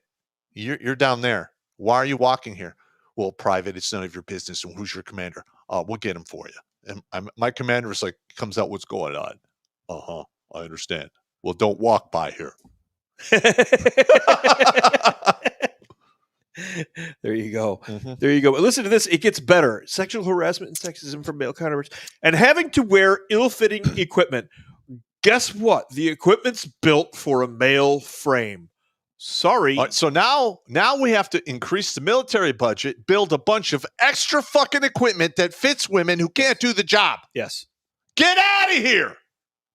God damn it. I'm getting so, oh my God, my blood pressure's going. I told you. I told you this is going to happen. Right. The Women in Special Operations study, which was conducted in 2021 and released Monday, found women who were still facing discriminatory and sexist barriers to fully integrating into the special operations community because you are physically incapable. Sorry. Among the findings was an overly sexist sentiment amongst male senior non-commissioned officers and company grade officers. Oh, you ran into some old school NCOs, did you? Toward their female colleagues, displayed in anonymous comments that leaders acknowledged Monday were misogynistic. Oh, my heart feels. It's the Army, and it's pointy spear Army at that. Yes. Another finding was that nearly all female soldiers in special operations are equipped with poor-fitting body armor, an issue that plagued female. They can't even wear the plates. Again, we're going to have to redesign shit. I don't picture a female being able to wear those. What are the level 6 plates? Level 4. Level 4? Yeah. That are basically armor? It's a ceramic plate. It depends upon how it's cut. But they weigh it's about 7 pounds a piece. Yeah. It's not a nice to have, it's a must-have, says Lieutenant General Jonathan Braga, commander of USASOC. said Monday of having women in special operations. If you just take protection to the United States and the most critical threats we have out there, we need everybody when you talk about defense of our nation. No, you don't. Quit lying. You pedophile. Listen, You're a pedophile, aren't you? Not just in the Army, but at a macro scale. Listen, it's my opinion that I'm sure there are exceptions, but I just said we had females in our stuff. All of the examples that I've ever seen, they were dead weight. Yeah, they were dead weight, and a lot of people had to compensate for them so they could do the job. Listen, in a war zone, you don't have time for that. You have your lane. You have to watch your shit. Yep. Watch your sector. You don't have time like, hey, are you okay? And always babysitting somebody who can't meet the standard or who met the standard one time and now they think they're good to go. Yeah. And I've said this many times. When you are in the infantry, you're expected to walk 12 miles in 3 hours or less, full combat gear. Yes. When you get to your location, you dig a foxhole, armpit deep to the tallest man, build overhead cover, and then you stay in that thing overnight. If you can sleep, great. If you can't, too fucking bad. And guess what? In the morning, if need be, you will rinse and repeat that as many times as required until you get wounded, die, or you get rotated to the rear, or the shooting fucking stops. That's it. And if you can't do it every single day, you should not be there. Yep. All right. Sorry. It's okay. It's okay. That's another rant. I have like 2 rants today. 2 rants. Well, I guess we better make up with it for this one.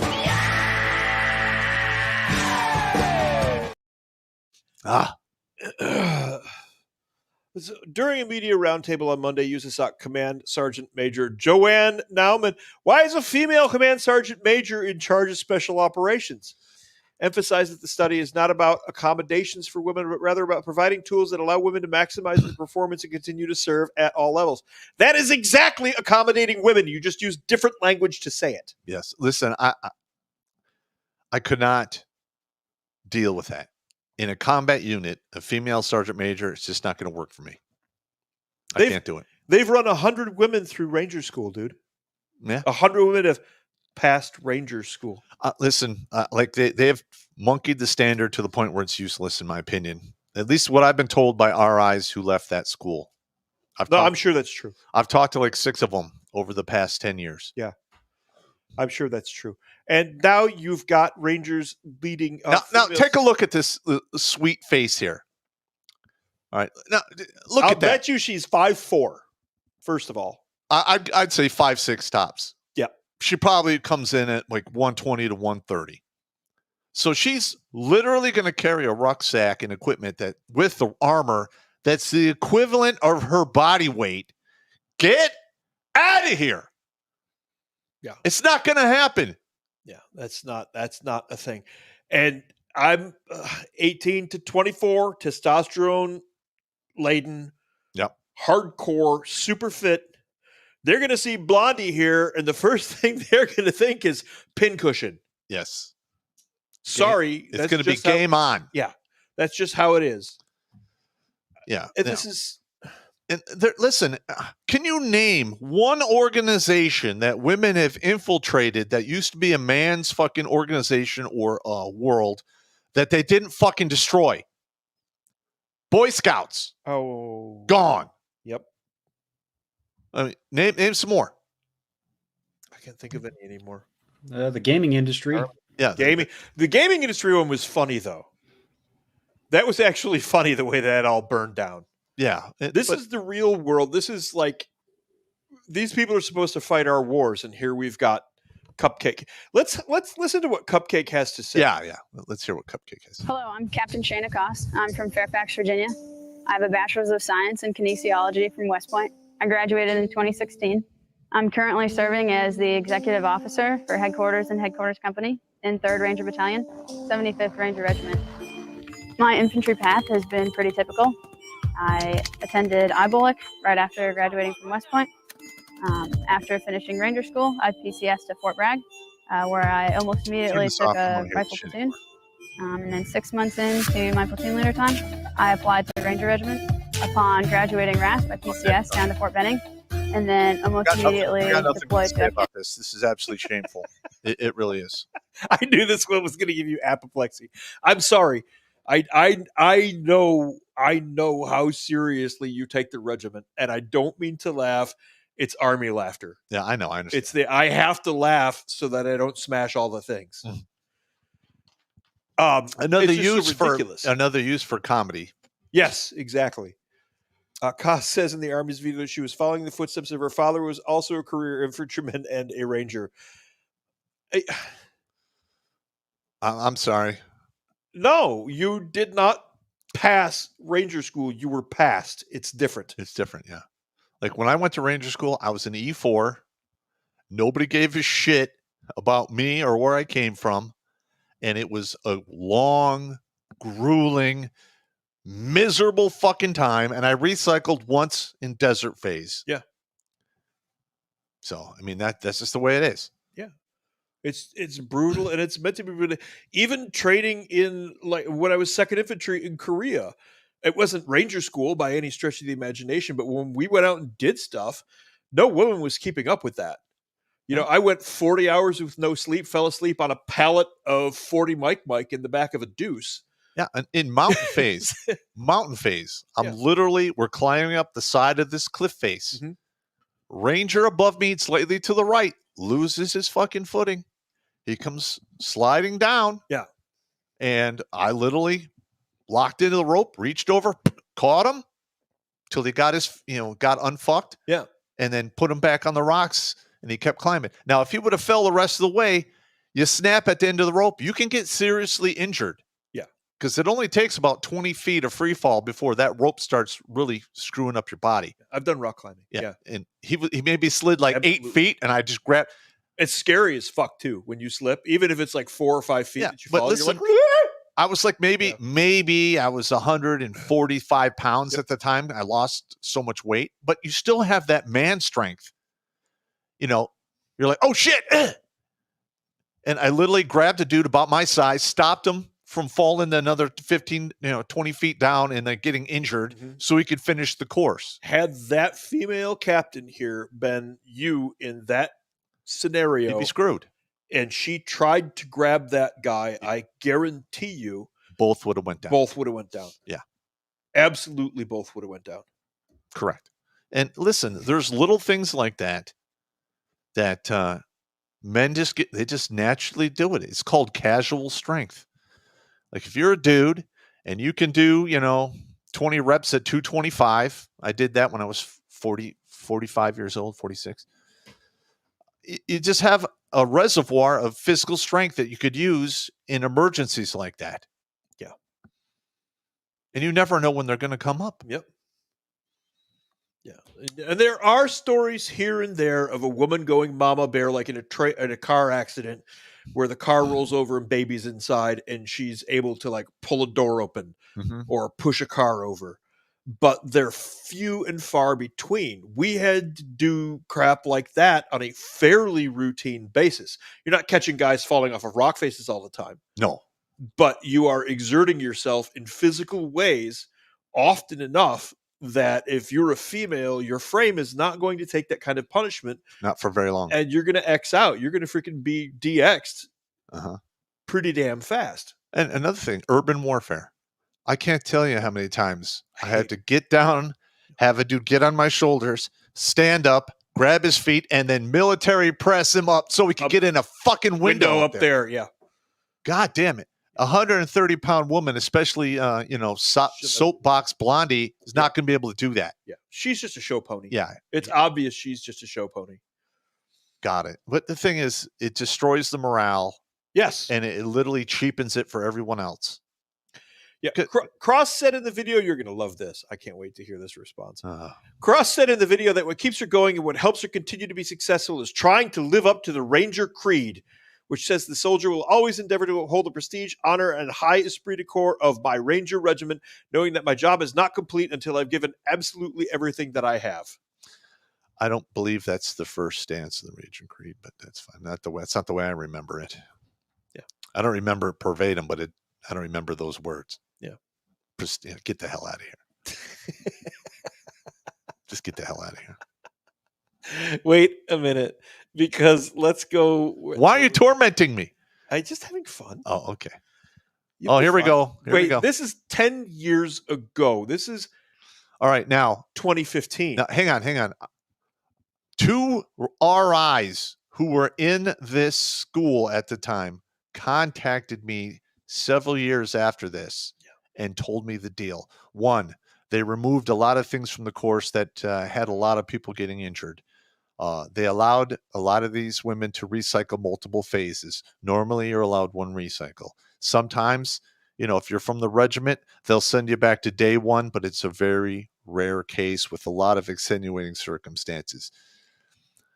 Okay, they were allowed to. This is what was told to me.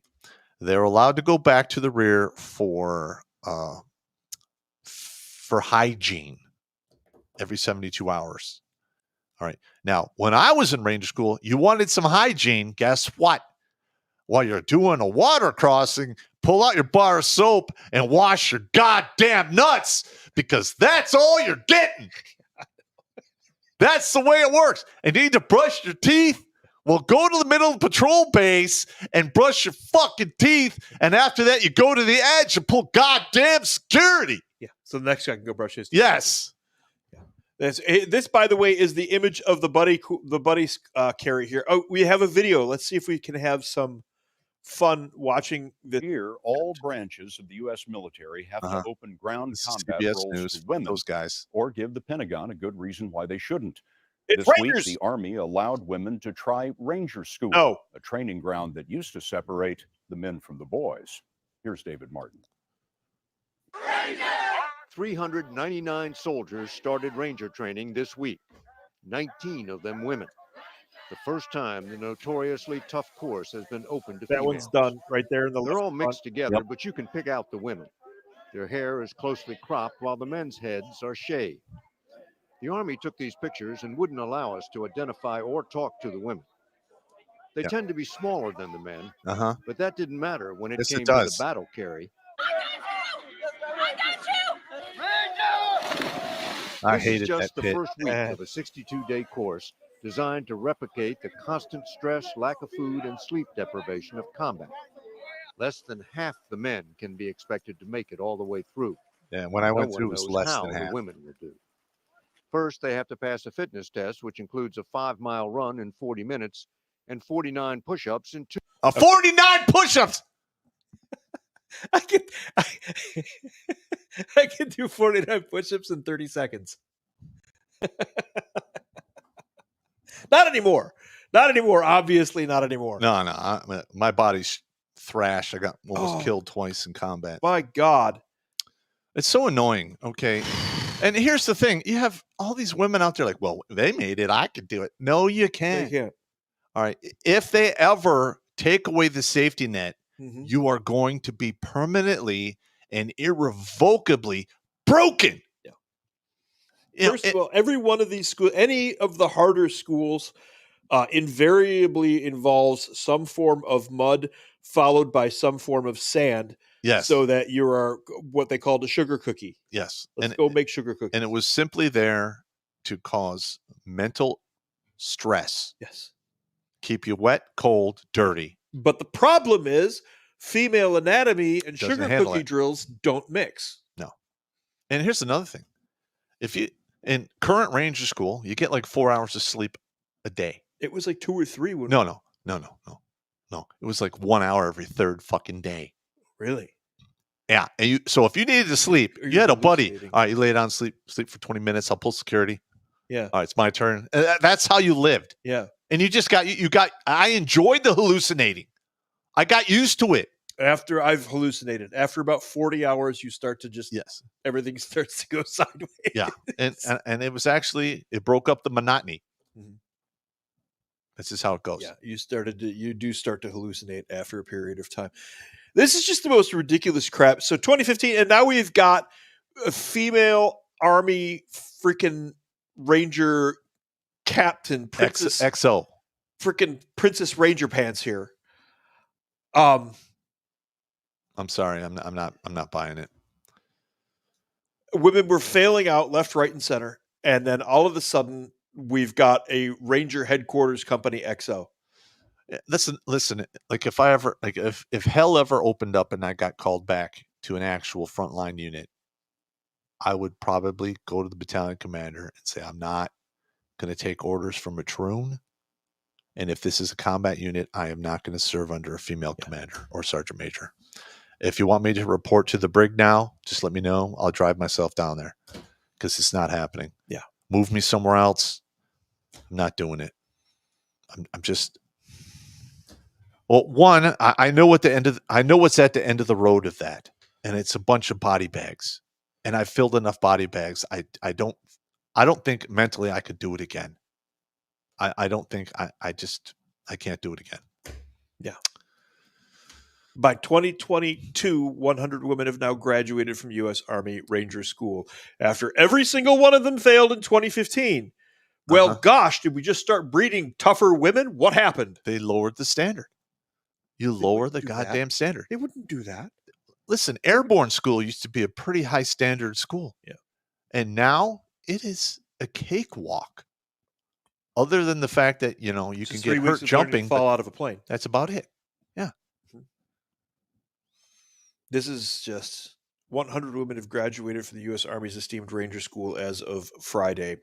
The Airborne and Ranger Training Brigade confirmed that the 100th woman graduated the course with Ranger Class 0322. She was the only woman to graduate with that class. Yep. I don't know how they got past bending phase. Well, they were coddled. They were coddled. That's the only way they were coddled in the beginning. Then they lowered the standard so they can get a certain percentage to get through it. It is disgraceful. And you're right. The way this is going to get fixed is you're going to have to just hose it out and rebuild it. Yeah. Captain Kristen Greast smiles at friends and family as she waits with her U.S. Army Ranger School Class 0815 to graduate at Fort Benning. If you thought the Army was anywhere close to coming to consensus on its new fitness test, think again. Captain Kristen Greast, one of the first women to graduate from the Army's Ranger School, reignited the debate over the new Army combat fitness test. This is like the cherry on top of the big gay cake that we baked tonight. I don't know, man. Listen, and when you tune into this show, you are not going to get politically correct. You're going to get politically direct. And you're going to hear what most men are thinking but cannot say. The reason I say them is, one, I don't care anymore. Number two, when I was blown up in Iraq and when my brain healed, I don't have that safety mechanisms that keeps me from not allowing my inner monologue to spill over into the real world. So I'm saying what most of the other men out there will say in private, but they dare not say it in front of women or in front of other soldiers while they're in uniform because they'll get an EO complaint or an IG complaint against them. Yeah. And are we shocked that men are not enlisting anymore? I'm not. The core element of the United States military has always come from the South and the Midwest. And that core element has been, I don't care if you think I'm istophobic, I don't care, has always been Southern and Midwestern white boys. That is the core of the United States military. There are all kinds of stories out there in all kinds of sociology classes about, they just took poor young black boys and sent them off to combat to die. No. The numbers they don't. During, especially the Vietnam Wars, the big one they claim. Yes. It was 90. We looked it up. It was like 96% of the KIAs in the combat units were white guys. I don't remember the number. Very high. We looked it up when Second Class Citizen, when we first started doing the radio show and stuff, because that was one of the big contentions, was the number of people who were dying in combat. Correct. That was like 2009, dude. Oh my God, we've been at this for a minute. A long time. Hey, Jimmy, Get ready for the super chats. Yeah. Let's finish this up. All right. Let's do super chats. All right. Yeah, I'm too spun up, man. I'm exhausted right now from reading this. Yeah. Because I just I can't even. Yeah. I can't even. I can't even. Can't even. Just be sure to keep the cootie juices off your dishes. Oh my God. All right, we'll jump. I can't Jump over here over to the YouTubes. We got 623 with only 350 likes. I requested 400, or I will hit that button. But I think I'll wait. I'll wait a little bit. But first one here comes from Frank Rizzo, 1999. Says, "So say we all." Yeah, nice. There you go. I'm gonna have to rewatch this and see how spun up Popp got. See if they blew a gasket or not. I picked a couple of the articles specifically because I knew they would elevate Popp's blood pressure. I will admit to that. So nice. That's why I put it in the description. Let's see. The Plains Warrior here with $2 says, make sure they report says mechanical failure. Right. Yeah, exactly.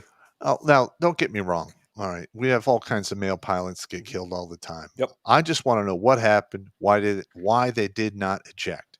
Yeah. Okay. I'm just, maybe there was some kind of inclement weather and vision was impaired, and maybe their radar went down. I have no idea.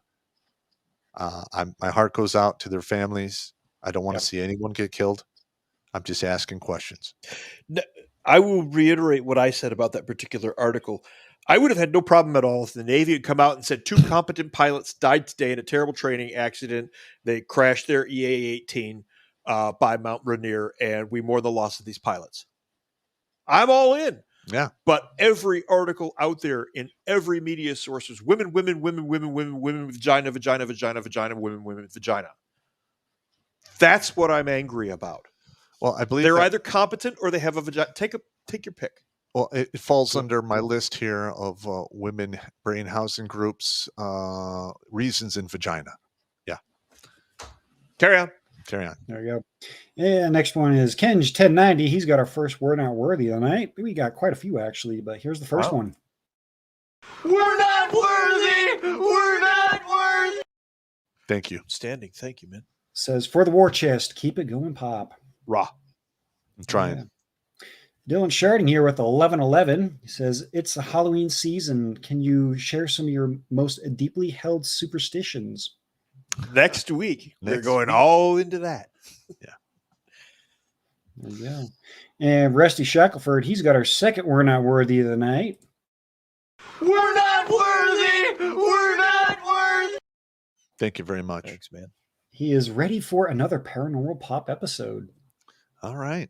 Well, right on time. Well, I can tell some of my ghost stories that I personally experienced. Yeah. Oh, yeah. Yeah. See, Nick Coldus here with 1999. It says, election now 2 weeks out. Interesting times upcoming. Yes. Oh, yeah. Yes. Yeah. Yeah. If people thought the political tribalism was bad now, just wait. Yeah. Brace for stupid. Especially if they steal this election like they did in 2020. Oh yeah. Listen, fool me once, shame on you. Fool me twice, shame on me. It's not going to go over well. Oh, what are the states? Georgia, Pennsylvania, and Michigan are already saying, "Oh, we're not going to have the results on election night." It's going to take us 6 days to count the results, and they're saying that before a single vote. Or I'm not. No, carry on. Carrying on. Keep going. N9 and 9 NDA3. He's got a couple 10 pounds here in a row. He says, "Hi, Poland here. Our military problem is buying and paying up front for USA equipment and getting it in piecemeal. Also sending stuff to Ukraine." I'm sorry, man. Yep. Yeah. Sorry. Yeah, I've been watching the habitual line crosser videos where he puts his eyes and mouth over the countries. Quite entertaining. And the second one here says, also as replacement for our tanks, we had they want Abrams that use basic parts like screws are an imperial, not metric. So imagine the logistic problem. Yeah. Sorry, we do imperial measurements here. Yeah. Our bad. Those tanks are made right up the road here, by the way. Yeah, at Tancom. Yeah, we're about a mile and a half from where the tanks are made right now. Mm-hmm. Nice. All right, we'll jump over here to the Rumbles, and we got 784 pairs of eyeballs on there, 183 likes. Uh-oh. It's not going to go well. Let's go. Let's get Rumble to 200 and YouTube to 400, or else I hit the button. And I'm a man of my word. All right. Please hit the like button. All right, let's see here. Looks like Dear Sarge, he's a monthly supporter. I already thought he was. But hey, good to see you here, Sarge. Of course, that was way early in the chat. See, LRS 425 or $20 says, that army freak, I said they should have been throat punched and Twitter suspended me for 6 days. Well, they can suck it. Really? Wow. Mm. Oh, you were advocating violence. Yeah. As someone that has spent a few stints in twatter jail before Elon bought it. Yeah. Yeah. Actually, I deleted one of my accounts. I had them delete one of my accounts before Elon took over, and I only went back after, he bought it. Yeah. Yep. And the only reason why I have a blue check mark is because Alex Jones was reinstated. Mm-hmm. Oh, like I said, I'm a man of my word. I told Elon, hey, reinstate Alex Jones and I'll buy the check mark. So there you go. There you have it. And let's see, moving on. M. Tyler 11 here. He's got our third We're Not Worthy tonight. We're not worthy. We're not worthy. Thank you very Dropping much. $50. He calls you Scott, though, Steve. Called me Scott? He called you Scott. He Great said, Scott. Pop, Scott, what you want to know about the New Mexico floods? Looking kind of harpy. Radar returns looked like it did about an about face. Interesting. I don't know. I haven't heard anything about the New Mexico floods. Yeah, kind of like the wildfires up in Wyoming that we haven't heard of. Yes. See, LRS 425 coming back again. Oh, nope, that's duplicate. Is it? Nope, I screwed up. Nope. Never mind. Sorry. My bad. I fucked up. Let's see. Rule Man Live for $5 says, these military preparedness stories are priceless, gentlemen. Thank you. Yeah. Yeah. Military preparedness. You get some grunts in the two grunts in the room. We're going to talk shit. This is the way it goes. Yep. Yeah, it is. Oh, I was scrolling through Twitter yesterday while I was on break. I hope you guys have stocked up on ammo, which I'm pretty sure you guys have, because Winchester is increasing their price due to costs and whatnot, even on back orders. So 5 to 10% increase in price. Okay. Shocker. But I've been stocking up since 2020. So there you go. Let's see. Alucard, you know him, you love him. He's got a request. And it's here we go again. Here we go.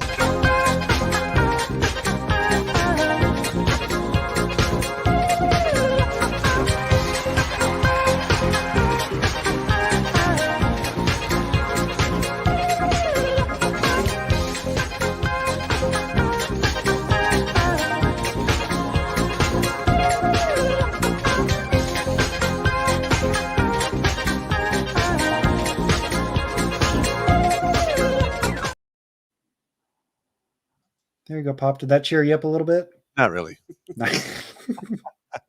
Never does.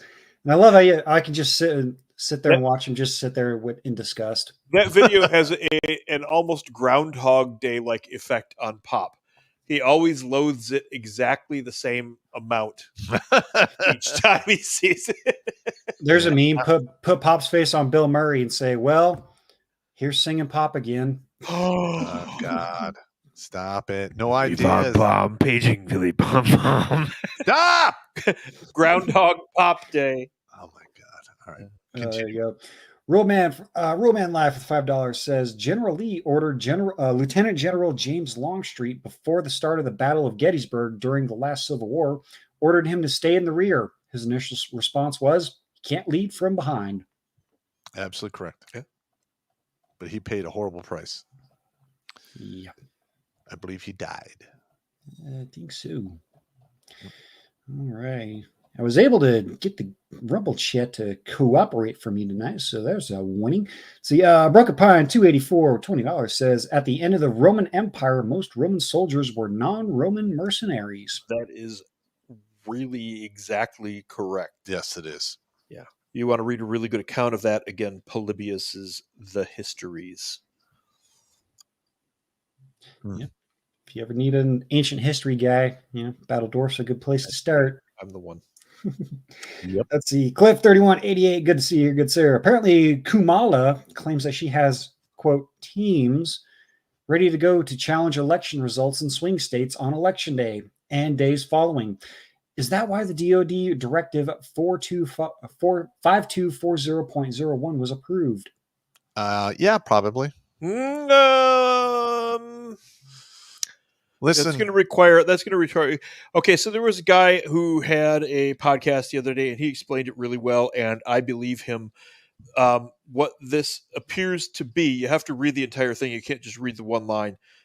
Is enabling the military to allow the civilian force to use drones that they have that are military capable, but not armed.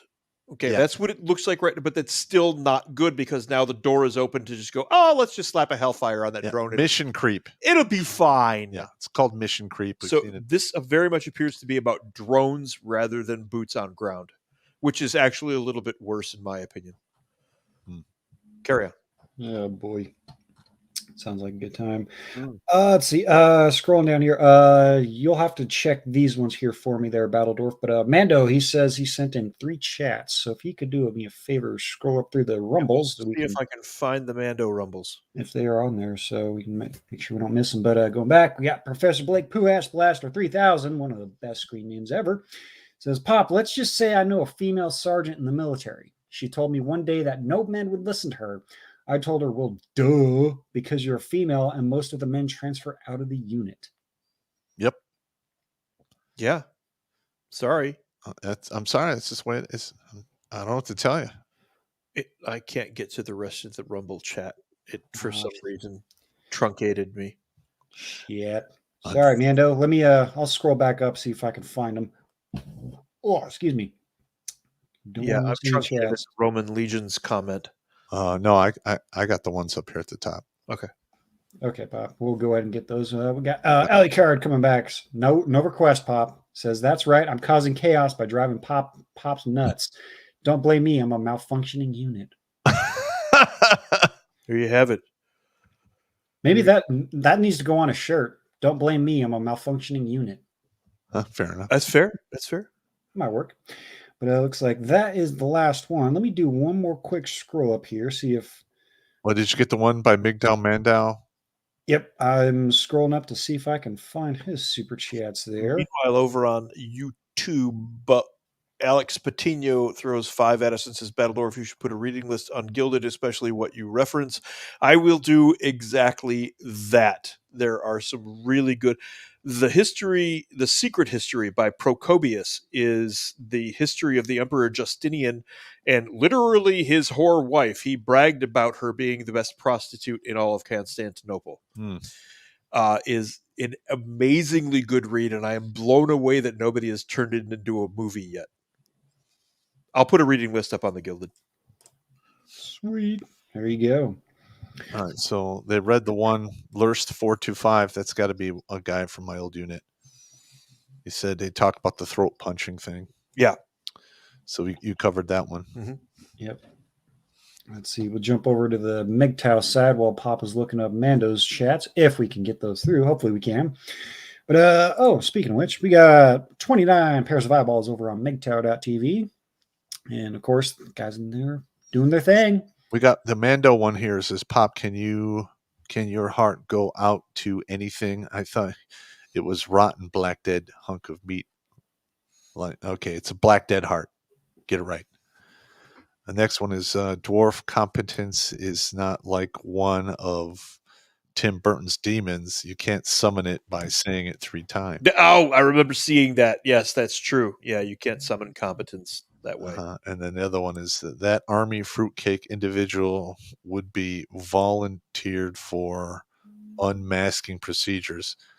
And Mando is an old NBC guy, so when he means unmasking procedures, oh yeah, you're taking your mask off and seeing if the environment is still deadly.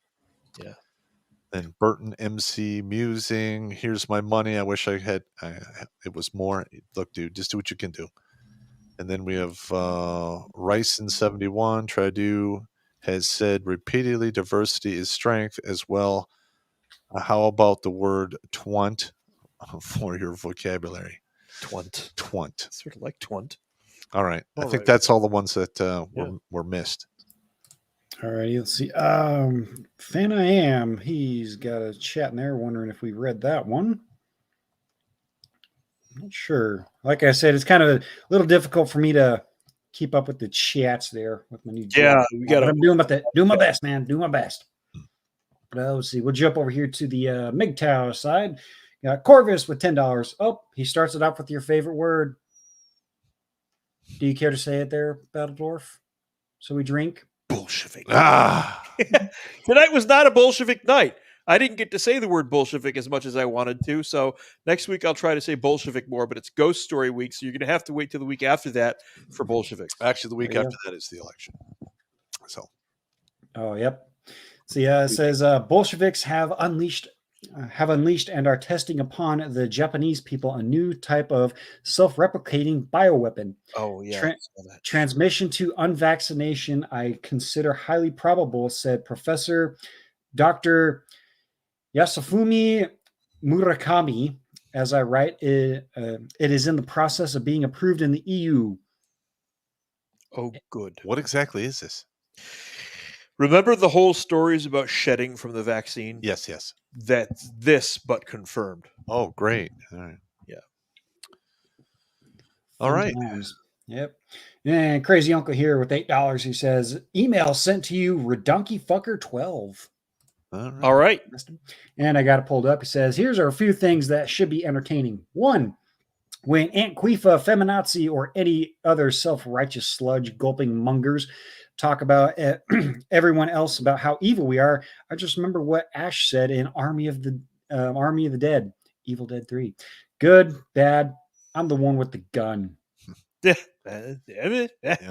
He does say they are anti-firearms after all. No, they are not. They would, there's a certain incident with Steven Crowder. They sent his guy in. They were giving him a sawed-off shotgun, a taser, and other melee weapons. And then we remember in Provo, Utah, BLM and Quifa, whatever you want to call them, they shot at people just for trying to drive through. Yes, people. A guy was killed. Yeah. Yep. And he says, here's the second one. Dad joke. When your crayon eater gets back, make sure he always has a red crayon on him. Why? Just in case he has to draw blood on something. Think about it. Oh. And he says, Blake can use that joke with his kid. And third, a question for Battledorf and Popp. I do wonder if you think the following is deep state shenanigans.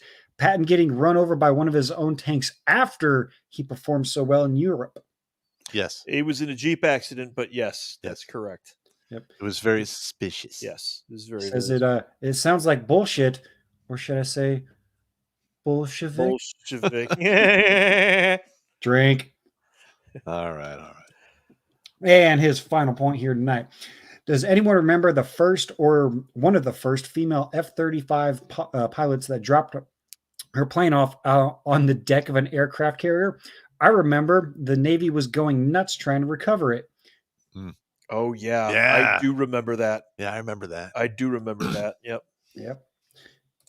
Oh, fun times. Fun times. And let's see. Crazy Uncle here. He's got 3 more in a row here. Says, as you guys were reading about the aircraft crashing, all I can hear is the Iron Man movies as they're talking about losing an F-35. When asked what they will tell the public, Tony Stark responds, training accident. Isn't that the usual BS? Yes. That is the usual BS. Yes, it is. Yep. And the second one here says, on that Army video about the British cigarettes, think of this. That guy is a 2-star talking about how good it is that they are forcing in freaks that have an oral fixation with the peg D. Yep. Yeah. It doesn't surprise me why he would want to support this. Think about it. How does he get those stars? It was the same way that Eisenhower got those stars in his DA photo wearing silk nylons. Huh. Sitting like a showgirl. Oh, nice. I don't need to hear these things. And Crazy Uncle's last one here says, as a former drill sergeant, I can tell this with my hand on the book. I had a regiment that everyone in my platoon had to follow, and I made sure of it. When I was there for the full cycle, I had 0 trainees, male and female, fail in my platoon. It can be done, but only if you're willing to do the right thing. That includes doing the exercises with them, showing the right way, and motivating with words and actions. FYI, I got chewed out a lot for doing the right thing. Yeah. Lead from the front and by example. Yes. There you go. There you go. Another one of our screen names, Moisture Patrol. $25 says, confirmed hallucinations do happen after about 2 days with no sleep. Yes. Also confirmed, keeps things interesting. Ghost in the peripheral vision are fun. Yeah. I hallucinated a white limousine that didn't end. Like front of the limousine, and then it just... That's pretty cool. I don't know where that came from. I'm like, why are you doing All right. Let's see. MGTOW Ronan here says, hey guys, question for the Battle Dwarf. Yep. Is there truth that the Biden-Harris administration has authorized the military to use lethal force against American citizens by the new DoD directive? If so, is this to disarm the populace or jumpstart the two-way rifle range? Even if Trump wins, these fuckers will torch this country. I agree with that last statement. I'll do a short video on my 26 Actual channel about the directive. There was a guy who did a much lengthier, in-depth dive into it, who is pretty competent. I can't remember his name right now, of course, because I'm trying to remember his name, and my thinking meat is old and damaged, and parts of it are no longer functioning correctly. Yeah. Anyway, it looks like the order, if you read the entire thing and not just the one paragraph, has to do with allowing the military to let civilian police use drones, which is not great, in my opinion, rather than boots on the ground. Well, we'll see what happens. Yeah. Shall see. And I made the tweet post, whatever the fuck you want to call it. If Trump wins, cities are going to burn. If Come Swallow wins, the entire country is going to burn. That seems about legit. I'm inclined to agree. Yeah. Now, that's just my 2 cents. I don't want to see it happen. What? In honesty, I don't care if the cities burn anymore. I really don't either. 1989 Batman movie, Jack Nicholson's The Joker. He says, this town needs an enema. Yeah. What's the next one? Is that it for Rumble? All right. Let's see. I think we had a couple sneak in here. Let's see. Oh God. No. I'm sorry. I'm sorry. How sorry are you? Not really, but Alley Card's got a request.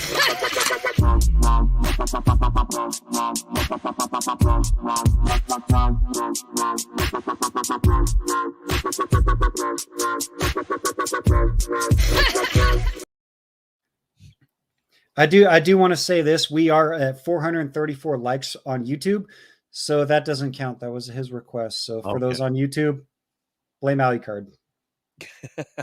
I'm just the evil monkey that pushes the buttons. Pushing monkey. Yep. Let's see. Fan I Am is asking if we got our other chat, but he comes back and says his earlier chat was, "Hey Dwarf, who started the whole marriage registered with the state thing?" Gosh, I don't know the exact dates of that, but I believe it started in the early 20th century. like around the time the Fed was created and the gold standard was gotten rid of, etc. I think it was around there.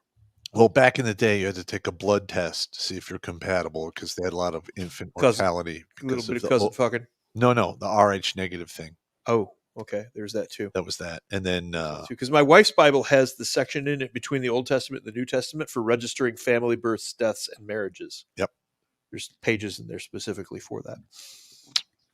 Interesting. You got to write down the dead somewhere. You do? Yeah.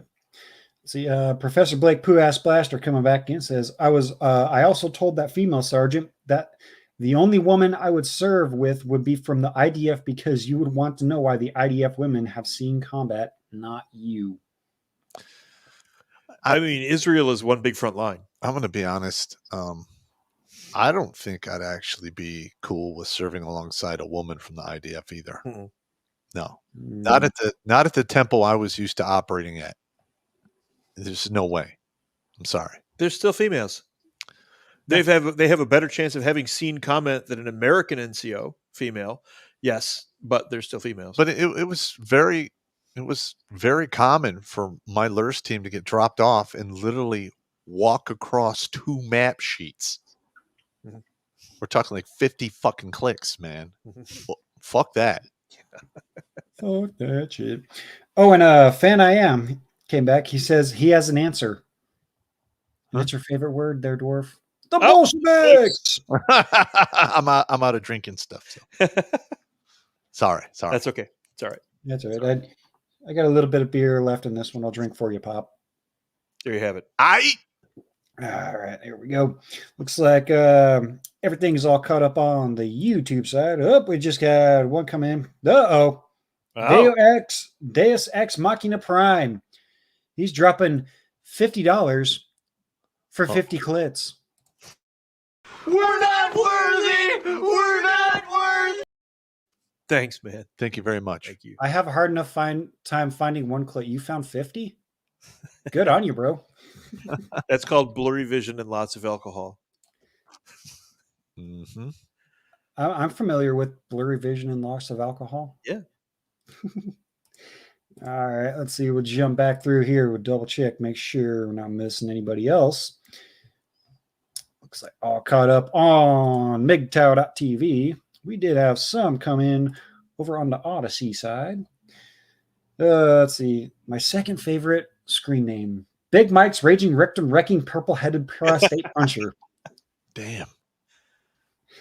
It says, so say we all. I love the remark of Battlestar Galactica, except for the female Starbuck. That irked the shit out of me, gents. I finally got hired. Only took me 10 months, and the business owner could only afford to pay me 40% of what she said I'm worth. It's real bad. Economy fucked. Yep. Yeah, the economy's doing great. Tell that to Big Lots, Hooters, all the big quote unquote corporations that are closing down franchises. Yep. And then get back to me about how great the economy is. Yeah. No kidding. And Big Mike come back and says, so I'll be able to send you some shekels pretty soon. All right. Well, do what you get. Do whatever you can do, man. Yeah, we appreciate it. We appreciate it. We appreciate it, but make sure your own shit's paid for first, man. Yeah. I don't want nobody starving. Yep. Come on now. Yep. See, we got Major General Giantus Cuntus. Okay. Excuse me. Selling the sanctity of institutions for PC. That would be the death of us all. If girls want to play soldiers so bad, make them organic mobile remote detonation devices. Tonight's show is making me want to make a BS report. What's going on, Jackal? Do you want me to do that? Yeah. I will rage skull fornicate people's brain pans. It's a socket blink job, man. Get it right. Socket blink job. Write that down. Nice. Yeah. All right, let's see here. And Schmuck. We are not worthy, good sir. We're not worthy! We're not worthy! I wonder if that's my old armorer from the Ranger Regiment, Schmuck. Oh, you called him Schmuck? No, it was his last name, Schmuck. Schmuck. Yeah, he was a master gunsmith. Nice. He's dropping $100 on us and says, fuck it then. Let's wake up Jimmy the Waffle King. All right. Did you hit the MGTOW chats yet? Yep, we covered those. Double checking those. And we got a couple back from Big Mike's Raging Rectum Wrecking Purple-Headed Prostate Puncher. It's a mouthful and a half. That's what Barry said. Says, Shaggy, you may want to check Economic Ninja or Jay Bravo over on YouTube and Twitter, as well as Peter Zihan. Zihan is a globalist, but his macroeconomic assessments are decent in despite of that. They are pretty good on the economy. Don't be surprised if ammo costs go up 20 to 30%. Everything's going up, so yeah. Everything's going up except for, well, the things that go up to create a new society. Hey, somebody send an email to remind me to put that reading list up too, because I'll get home, go to sleep, and just completely. Jimmy, did you cover the Cash Apps yet? Just about. We got one more on Odyssey here from Big Mike. Says Nixon took us off the gold standard. Wilson was responsible for the Fed, income tax, and the League of Bolshevik Nations. Yep. Drink. Yeah. Drink. All right, we jump over to the Cash Apps here because we know we got to get Battle Dwarf out of there. Let's see if looks like the first one from Paul for $5 says, for Battle Dwarf, who executed the Tsar? The Tsar and his family, Tsar Nicholas, and all the rest of them that they murdered in the basement. That would be Trotsky's boys. Yeah. Otherwise known as, I believe, the Bolsheviks. It's a good thing I just drank the last of that beer because that's all right. Let's see. All righty. Crunch Muncher here. He's got a I'm torn with this one because it's also a we're not worthy, but he's also got a request. So we're gonna do the we're not request. We're gonna do the we're not worthy, but shield your eyes. We're not worthy. We're not worthy.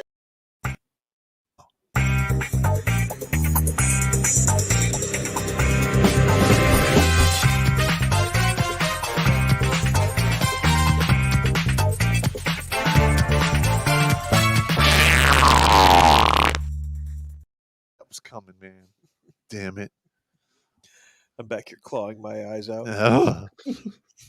Kill me Let's now. see. Let's see. Popp, I see an email from Sean St. George. I'm going to go ahead and star that for you. Okay. Star that one for you. Give that a read and see if we can get some stuff figured out there. All right. Just in case. But let's see. Sean, hey, speaking of Sean St. George, he throws in $20, says Redonk email about worthless USAF. Okay. And he says, short story time. I worked with airmen once in a training exercise with Green Berets. They refused to fire their weapons when our compound was attacked because they didn't want to clean them. We were like, fucking wow. All right. Yeah, I've seen that. Yeah, I've seen that. That's shitty. If I was there, they'd be shooting. I'm just saying. I would have found some mud and low crawled them with their weapons. Yeah, there would be a learning curve. And yeah, there would definitely be a. I was really good at finding mud when there's no mud to be had. Stupid happened. Yeah. All right, next one, man. There we go. We got Alex Patini here with $10 says, Pop, tell us again the Four Kingdoms story. Oh, King Dong's story. No, that's a whole other animal. We're not going to go on that today. That was a drive-by feeding in Ranger School. It was not one of my better days. I wasn't even the target. It just landed at my feet. I mean, what are you going to do? What are you going to do? What are you going to do? See, Friendly Fire throwing us 99 schmackaronis, so he gets a not worthy. We're not worthy. We're not worthy. Thank you very much. Man. Says, for you are worthy. Well, but we're not. I try to be every day, but we work on it. We work on it. Here we go. All righty. Looks like that covers all the Cash Apps. Let me jump right back through very quickly through all the other chats. Looks like YouTube is all caught up. Rumble. Scrolling up. Looks like got one more from Ali Card. It's not a request, but he says, would a power inverter and solar panels will do when it comes to the mini dehydrator? Yeah, should work. Yeah, and you also need batteries. Yep. You need at least 2 deep cycle 12-volt batteries. Then your solar panels will charge the batteries. The batteries will run the dehydrator. That is correct. Yes. Yep. My chickens have their own electrical power grid. They're spoiled. They are. Yeah. There you go. But they Yeah, use solar is great on a small scale. When Yes. you try to power an entire small town, not so much. It's stupid. Yeah. Yeah. See, it looks like MGTOW is all caught up here.